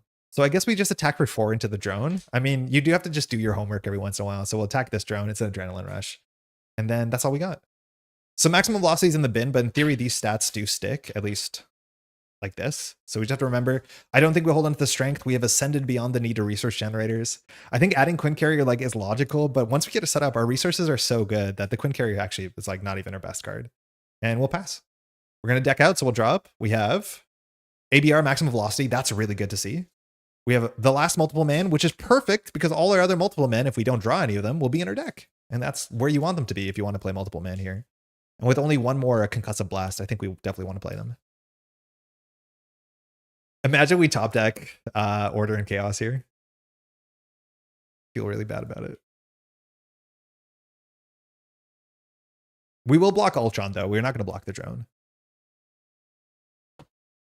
We get Never Back Down. Perfect. Really, really good, actually. And then we get... No! Yeah, we did it. Okay, so this card is totally useless. It doesn't do anything because we don't have our team up. I'm not going to hold on to it. Yeah, I think they got better at making team ups. Unless you're playing multiplayer, team ups get really difficult. I think some of the other team ups that came up this last wave are a bit more consistent. Assault on NORAD goes to 2. Is this still up? No. All right, so either we place 2 threat here or we place a drone. We're going to get another drone no matter what. So I'm okay placing 2 threat here. 4 threat is within the realm. That's some real chaos. Those cards, yeah, tell me about it. Ultron's attacking. Still stage 1 Ultron, but again, we're not rushing. It's not our style. So attacking for 2 in a card. We still have 5 defense for this round, which is super important. So while it's free to play Never Back Down, it does cost us a card from our hand, but it will replace itself, so I think it's fine. So I guess we'll use Nerves of Steel. I mean, we might as well use Friction Resistance to play Never Back Down. Yeah, you might as well use this, I guess. So we're defending for 7. Exhausting. If we take no damage, we stun Ultron. So 1, 2. Good to find this. And if I'm not mistaken, this actually is really important. This concussive blast, this damage is not from the attack. So we technically did not take damage. I am 90% sure of that. If you want to come in and rain on my parade, as long as your rule's accurate, I'm okay with this because we have to take a damage here. But that wasn't part of the attack. So Ultron attacked for 2. And we didn't take any damage from the attack. So Never Back Down works. So we stun the villain. Again, we didn't take any damage from the attack. So Unflappable can draw a card. Useless. And when we can ready Friction Resistance on ourselves. After Ultron attacks, we can put a drone into play. We will. We have to. The drone attacks us for 1. We're just going to take it. Boost effects aren't part of the attack. Nailed it. Nikos, how's it going? Welcome to the channel. 1 encounter card. Upgraded drones. You need to get rid of this thing. It's really annoying. Attached to the environment, drones get +1 hit point, +1 attack. So now these are 2 attack, 2 health, which is a big difference as much as our attack is now 2 attack. It's 1 of each resource to get rid of this. So good thing we have the Quinn Carrier, at least, and a physical from Friction Resistance. So this turn, these are clear. Ultron's sick. What time is it right now? We've been streaming for a bit. Yeah, we can definitely finish this. I don't know if we have time for it. Yeah, we might, actually. Okay, so we have a lot of little things to do. A lot of little things. We know 2 concussive blasts are out, so we're okay chump blocking now with multiple men with 1 health, which is a good start. Getting rid of this is not the most important, but it's important. And we want to thwart a bit too. This might be one of the turns that we hold on to maximum velocity. The problem is the maximum velocities are not going to be amazing until we jump. Oh no, all the ABRs are back in the deck. We do hold on to this. We definitely want to hold on to maximum velocity until a turn where we have at least 2 ABRs is my guess, unless we're like panicked. So we're going to try and not play this card. So we're going to do 1, 2, 3, 4, and oh, there's multiple men out there. So we're going to go at all of them. If I'm not mistaken, there is an X-Men character that like their power is you cannot remember who they are. It hasn't shown up yet, but I want to see how FFG will do that card. Oh, we get to see the wild option that there could be a multiple man on the table. There isn't. Almost got scared there. Technically, if he's pinned down as a drone, we can't get him. Man, this drone mechanic with cards from your deck is like adds such a cool wrinkle. I kind of wish there was more scenarios that like temporarily took cards out of your deck in a way that like is fun to interact with. Because like not having complete information makes you take risks. And I like that, as small as these risks are. All right, so we use our friction resistance, so we'll attack for 2, readying ourselves. So we'll knock out this drone. The civic duty, that's fine. We hold into the velocity. We could get rid of upgraded drones. Oh, we should have been more careful what we pitched. That's not a big deal. Because we could do red, yellow, no, red. Because we use the Quinn carrier. That's fine. Okay, we'll thwart for 2. We'll use friction resistance to ready ourselves. We'll thwart for, we'll attack for 2. Get him. Ultron's down to 5. We won't hold on to Order and Chaos. We're wasting some resources here. So I think we just use multiple man to thwart for 1. Multiple man to thwart for 1. This multiple man will chill because he's fine. And then I throw out Order and Chaos because we don't want to hold the physical. This I will hold on to because there's a chance we can, I don't want to say one shot, but we're close to being able to one shot Ultron stage 3 in a second. And we'll pass. Drop 1. Warlock, physical icon. Never back down, physical icon. It's genius, mental. And then we have ABR, which is an energy. So we can do this, that's for sure. All our ally slots are used. You can still play a 3rd ally, and it just trashes one of your existing allies. Ultron's not attacking, so either we put a drone into play. I think we do put a drone into play because it's a free card draw for us. And this hand definitely wants another ABR. So when Assault on NORAD gets us, we're going to put a drone into play. Ultron's going to attack, is stunned. The drone is going to attack, will exhaust. We took no damage to unflappable draws, which wasn't ready. And then we unexhaust, so we draw an ABR. Oh, civic duty, fine. We want a drone in play also because there's a couple cards that say like all the drones activate or the drones heal Ultron, and that's not that bad. Ooh, that's bad. Ooh, God, that's bad. Oh, it's bad. Actually, I forgot the drones are upgraded, and now they're double upgraded. So now the drones have 3 attack, 3 health. So I think we're going to spend most of our turn trying to unupgrade the drones. Downgrade, downgrade. Problem is we only have 1 energy, and the Quinn carriers are other energy. I think you added the drone to your hand. No, that was the unflappable we added to our hand. This is the real drone. I'm pretty sure. Yeah, we're on 6 cards, 5 plus unflappable. I think that's right. Okay. Yeah, boost effects are not part of the attack. So I'm still going to hold on to the maximum velocity. ABR check. There's only 2 in the deck. So not incredibly high, but the deck is really thin. Like we're really good because we have all these upgrades and multiple men. We deck out relatively consistently. So you're better at setting up those pop-off turns. We could do 5 damage to Ultron, but I think just clearing these drones is important. The thing about these drones too is that there's some minions in the deck that have guard, and I always forget that they are drone minions. Seems important. So we're going to do energy, physical. I don't need this double genius. And we'll clear 1. This goes down to 2 health. We will attack it, readying ourselves. We lost Adrenaline Rush. That's fine. We would have liked that in our hand. Unflappable, yeah. What happened? I thought was discarding a drone. Yeah, oh, yeah. Yeah, we drew because we blocked that drone. Then we'll do physical. Unfortunately, yeah, ugly. Ooh, this hand sucks. This hand's really bad. Energy. Yeah, this is awful turn. Physical, mental, energy. Clear this one. So at least we dealt with that. This hand is unplayable though. We have no ready. Yeah, this hand just stinks. We'll maybe hold on to the never back down, but I don't think we do. Multiple men are in a good spot. We will attack for 2, I'm pretty sure.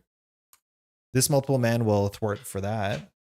And then the rest will hold. This hand's really bad. Warlock we can't play. We could consider jumping down and shuffling cards back into our deck and setting up a hyper turn. It's probably correct because this is relatively safe. I think it's probably correct here to set it up because I don't know what else we're doing. And I think we're within the 1-shot territory. So we will flip down with Quicksilver. It also means we can discard these 2 cards to draw 3 cards, which is probably not worth much because there's not many cards we'll draw that we actually play. So I don't think we're going to use our alter ego text. I think we're just going to use Serval. And with Serval, we'll just shuffle in every ABR we have access to. In fact, those are the only Quicksilver cards. Serval's good. Then at the end of the turn, we'll discard these two. We'll shuffle, and then we'll draw back up to 6. Yeah, the last Adrenaline Rush is in the bin. So in theory, we're going to have 2, 3, 4, 6 attack. And we should be able to attack like 4 times. So that's about 24 damage. I think Ultron 2 probably has around 20 damage, maybe 22 health, something like that. So we're within striking distance. And again, threat is a resource, as much as we haven't seen a single assault. So Ultron might just scheme on us. Okay, so we draw 5 more cards. 1, 2, sidestep, useless. 3, ABR, good. 4, sidestep, useless, but now we can use our Pietro ability. 5, 6, never back down, sidestep. That's terrible. For a turn where we jump down, we draw 4 defense events. Yikes. We're ready. It's okay. At least we have our alter ego ability. This goes to 1. We have to decide to either put a drone into play. We're okay putting a drone into play, I think. It's less threat than anything else. And Ultron's not going to put a drone into play. So we'll just put a drone into play. The villain's going to activate. So 1 in a card. Nothing we can do. 1. Nice. Hit the advance. So this goes to 2. Drone schemes for 3. 1 encounter card. Rage of Ultron. I don't know what happens. When revealed, Ultron schemes. Discard the top card for each threat. Okay. So there is more than just advances. So 1, 2, goes to 5. We discard 2 cards on top of the deck. Maximum velocity, that's fine. And always be running. We can shuffle that back in. Pocket aces. Yeah, exactly. All right, it's back to us. You're ready. We can do a lot of damage. I don't know what happens when Ultron advances. I think we'll find out together. But Ultron is a lot worse in stage 2. I feel like stage 3 he gets a bit easier, which is fun when you play on expert. So here, the question is, I think we definitely Serval first. The problem with Serval is Serval says you have to shuffle the cards. Like you can't shuffle fewer than 2 if you can. Serval says shuffle 2 Quicksilver cards. So we have to do as much of that as we can. I don't think we can choose to shuffle 1 in, but we don't want this maximum velocity back in our deck, but I think we have to. I'm pretty sure we have to. So we'll shuffle these 2 in before we do our alter ego ability. Maybe it's wrong because we're adding 1 hit, 1 miss, but we're making the deck 2 cards bigger. I think it's correct. And then after we do that, we'll cut. We're going to use our alter ego ability and we're just going to discard 2 cards. It doesn't really matter what they are. I think 2 sidesteps will do it. And then we can draw 2. F. F's in chat. Okay, so we drew exactly 2 cards. So this turn we have maximum and 2 ABRs. There's still 2 ABRs left in the deck, so it's not the worst. But this turn we are going to pop off, as we do. So we'll flip. All right. First thing we do, we'll use Depth Focus and Friction Resistance to play maximum velocity. Let me get the dice. So we have +2 thwart, +2 attack, and +2 defense. Maximum velocity. So let me get the stack out. So we're currently at 5 defense for this phase. We're at 4 thwart, and we're at 4 attack. Pretty good. Okay. So we can one-shot Ultron. We are not going to deck out. We are going to deck... No, 6 cards. We're not going to deck out unless Ultron forces us to discard cards. Did we discard the top 2 from our deck? Yeah, we did. So that's good. So I think we're just going to go ahead and attack for 4. Running ourselves, defeating Ultron. All right, we advance. Ultron 2, 22 health. Force Interrupt, schemes for 2, attacks for 2. When Ultron attacks you, put the top card. So now this is not after, this is when. So it happens during the attack. Put a drone into play, engage with you. Ultron gets +1 attack for each drone. So now you really have to make sure you're keeping the drones in check for obvious reasons. It's back to us. The question is, do we have 22 damage? How much damage do we have? We attack for 4, 8. Oh, we could have done Adrenaline Rush. It doesn't matter. So we have 6. Did we waste damage? No, I don't think we did. We have 6, 12, 18, 19, 20, 21. We're 1 damage short? I think we're 1 damage short. That's fine. We don't have to do it. But we will crack 2 Adrenaline Rushes just to get closer to there. So discard Adrenaline Rush, we get +1 attack. So we did 2 of them. So we go to 6 attack. Okay. Still good. Yeah, if we just had 1 more damage, 1 more ABR in our hand, I think we can win this turn. We're just going to use multiple mana to deal with the drone. It was a speed cyclone. Bummer.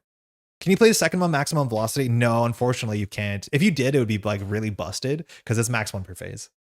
Otherwise, like The more you boost your stats for every ready, obviously it multiplies. So they limited it for 1. That's why repurpose is also really good, because repurpose is not limited to 1 per turn and it readies yourself. So if you ever played protection repurpose Quicksilver, it's really, really quite good. All right, so that's that. We don't deck out just yet. I think it's probably worth it to thwart for 4 into this. We will use this for an yeah, we'll use this to ABR because we've used our ability. And we'll attack for 6 into the villain. We'll use this friction resistance for our last ABR. So we're ready. We'll attack for 6 into the villain. And unfortunately, that's kind of how far we go, because these cards are not playable at all. Bummer. I do think the defense events are not the best, but hey, it's a precon. What are you going to do? Multiple men we can use to chump block. We can chump block the minion too. We're going to hold on to this maximum velocity for obvious reasons. The never back down, we don't care about. The sidestep, we don't care about. All we want to draw into is our always be running. So we'll discard these two. Pass. This technically is still here, but it's in our discard pile. But our stats stick. Technically, our attack doesn't stick because that was for the phase. But we have these boosted stats, and we'll draw. 1, 2, 3. That's important. 4. That's important. 5. Scarlet Witch. If we survive this round, we should win. No problem. Assault on NORAD.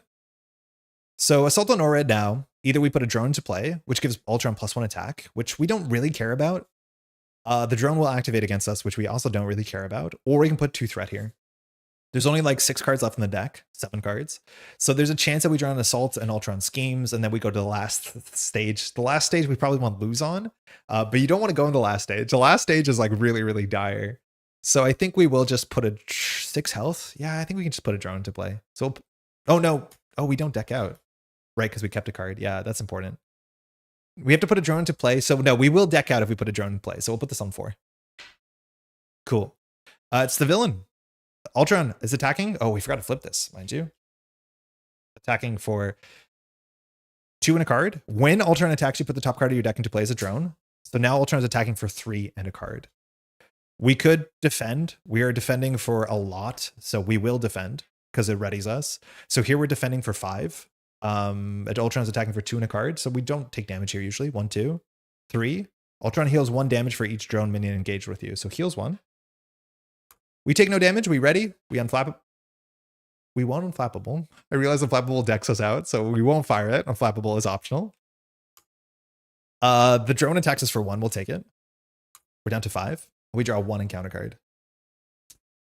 Android efficiency. This decks us out regardless. Bummer. Each player puts a top card of the deck engaged with them as a minion, so this goes into play. So we deck out, so we draw another encounter card, which we draw now, and we shuffle.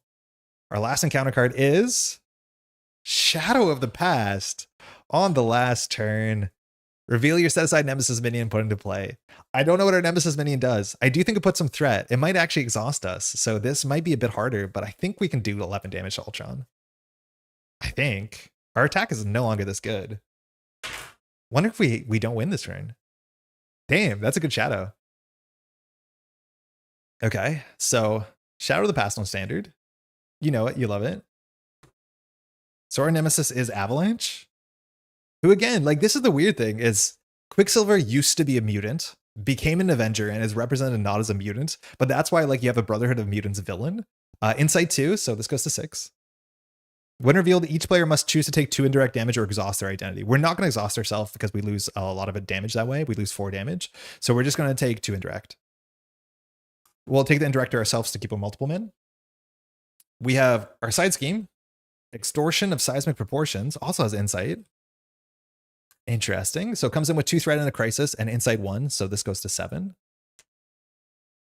Then we have to shuffle 3 cards into the deck from our set. Think they're attachment, treachery, treachery. The deck is really thin, so we're very likely to find out what these cards say. All right. 4 health, mind you.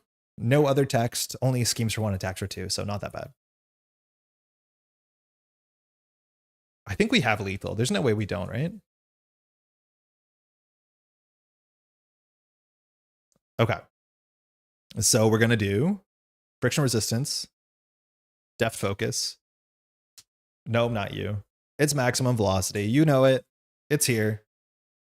We get +1 to everything. Or sorry, +2 to everything. So again, we're 5 defense, 4 attack, 4 thwart. And then we should just be able to full send it here. We have nothing to fire here. We could civic duty if we wanted to. We won't. We'll attack for 4 into the villain. The drones don't have guard, so the villain takes 4. Right? Yeah? We ready? The villain takes 4. We attack again. Nice, down to 3. We will just go ahead and use this friction resistance for an always be running. We ready ourselves and the friction resistance. And here we have lethal. Before, we'll just stunt a bit. We'll do, I guess, energy for double time. So we'll remove 2 threat from here. We'll remove 2 threat from here.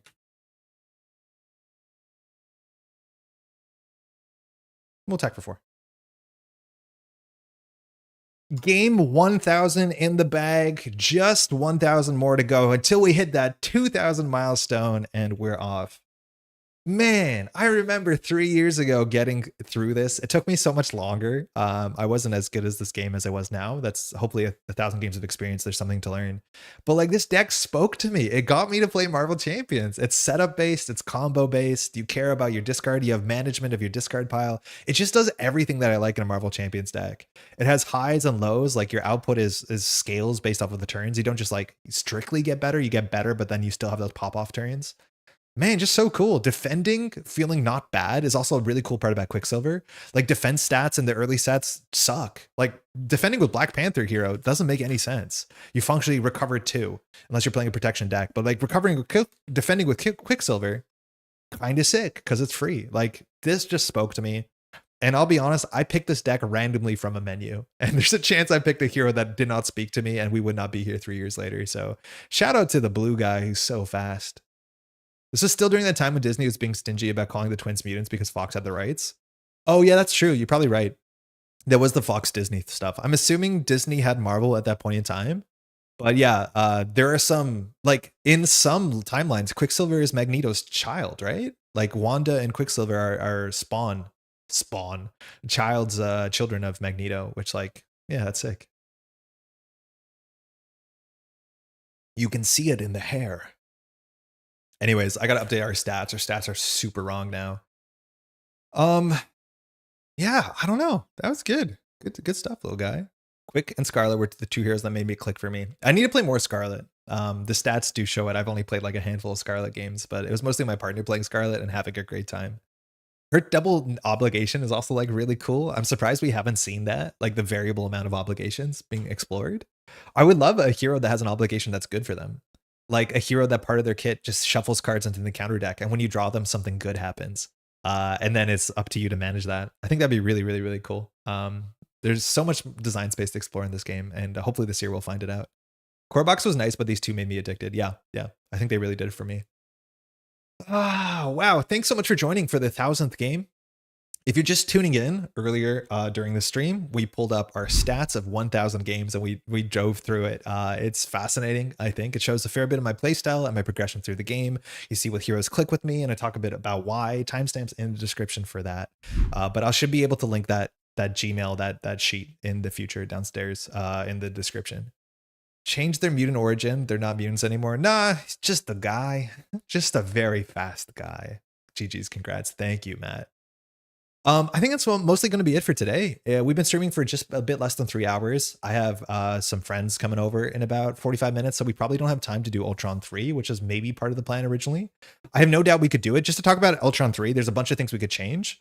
It's really easy in this deck to put electrostatic barrier into the deck. Actually, it's not even the best. Electrostatic armor. This one's okay. This means that if you do your value block against with unflappable against a drone, it deletes the drone. That's valuable. The other thing you can put in is energy barrier, which is really quite good. Energy barrier opens up so much room against drones because they attack you, you don't take damage, and they just die. Those are like the protection cards you can swap in. Again, this Nerves of Steel, kind of garbage. You see our protection cards are just kind of garbage. Shout out to, what's it called? Sidestep. This card's just bad. Like this card did not, they got better at designing protection cards, but Sidestep is clearly not it. It's kind of interesting because a non-defense traded or like a non-exhaustion defense card is worth something. But I think we have like 2 other cards that do something similar to this, but are just a bit better. I'm a big fan of Preemptive. Is that what it's called? What's the one that you punch back? Yeah, this card's sick. That's Jennifer, right? She's showing up. Or Jessica, excuse me, Jessica, not Jennifer. Cool. That's it. What's coming up in the future? We'll be back next Sunday. I think we'll try and do a an early morning stream next Sunday as well. We've been bouncing between mornings and evenings. We'll see what makes sense. Otherwise, I would hope to get a video up on this next week. We put up a Nick Fury video against Enchantress, which was a really good time. That deck is actually like a lot of fun. That is on the channel. You can watch that. We might not have time this week to get a video up on the channel. If I do, it'll be something I record on Tuesday, and maybe it'll be up on Wednesday or Thursday, but I can't guarantee that. Thanks so much for hanging out again. 1,000 games, hoping for 1,000 more. Hopefully glad you can be part of it. If you're getting into this game or you're new to the channel, if you want to take a second to leave a like on the video, also that helps a heck of a lot. You want to subscribe to the channel, leave a comment, all this sort of stuff like really helps this channel and the algorithm. And currently a lot of people are finding this channel through the algorithm. So if you want to support that journey for many, it's really appreciated. Nice to see your 1,000th video. Shame I missed the first 999, but hey, I'm here for the next 1,000. A fair few of our games have been because of this channel. Like, I think we can see the stats. It's not like I wouldn't have been playing Marvel Champions if this channel wasn't here, but we played like we streamed about nearly 100 games on stream. On video, there's about 60 games, at least not videos on the channel, but recording for videos. Some of them don't see the light of day. But yeah, that's mostly it. Thanks, brother. Next time you'll have to share your most memorable games in 1,000 games. My memory is really bad. I think that's actually a really big part about why I like doing stat tracking is my memory is bad. Just like as a person, I can remember the text on cards that I've seen like dozens of years ago. But if you ask me, like, do you remember this game you played a week ago? Sometimes it's bad. Sometimes it's really bad. I think that's actually a really big reason why I like stat tracking, because it's kind of like a journal. That's mostly it. Thanks so much for hanging out. We'll hopefully see you in the next one. Take care of yourself. The days are getting shorter. The nights are getting longer. So do take care of yourself. But until the next one. Ciao.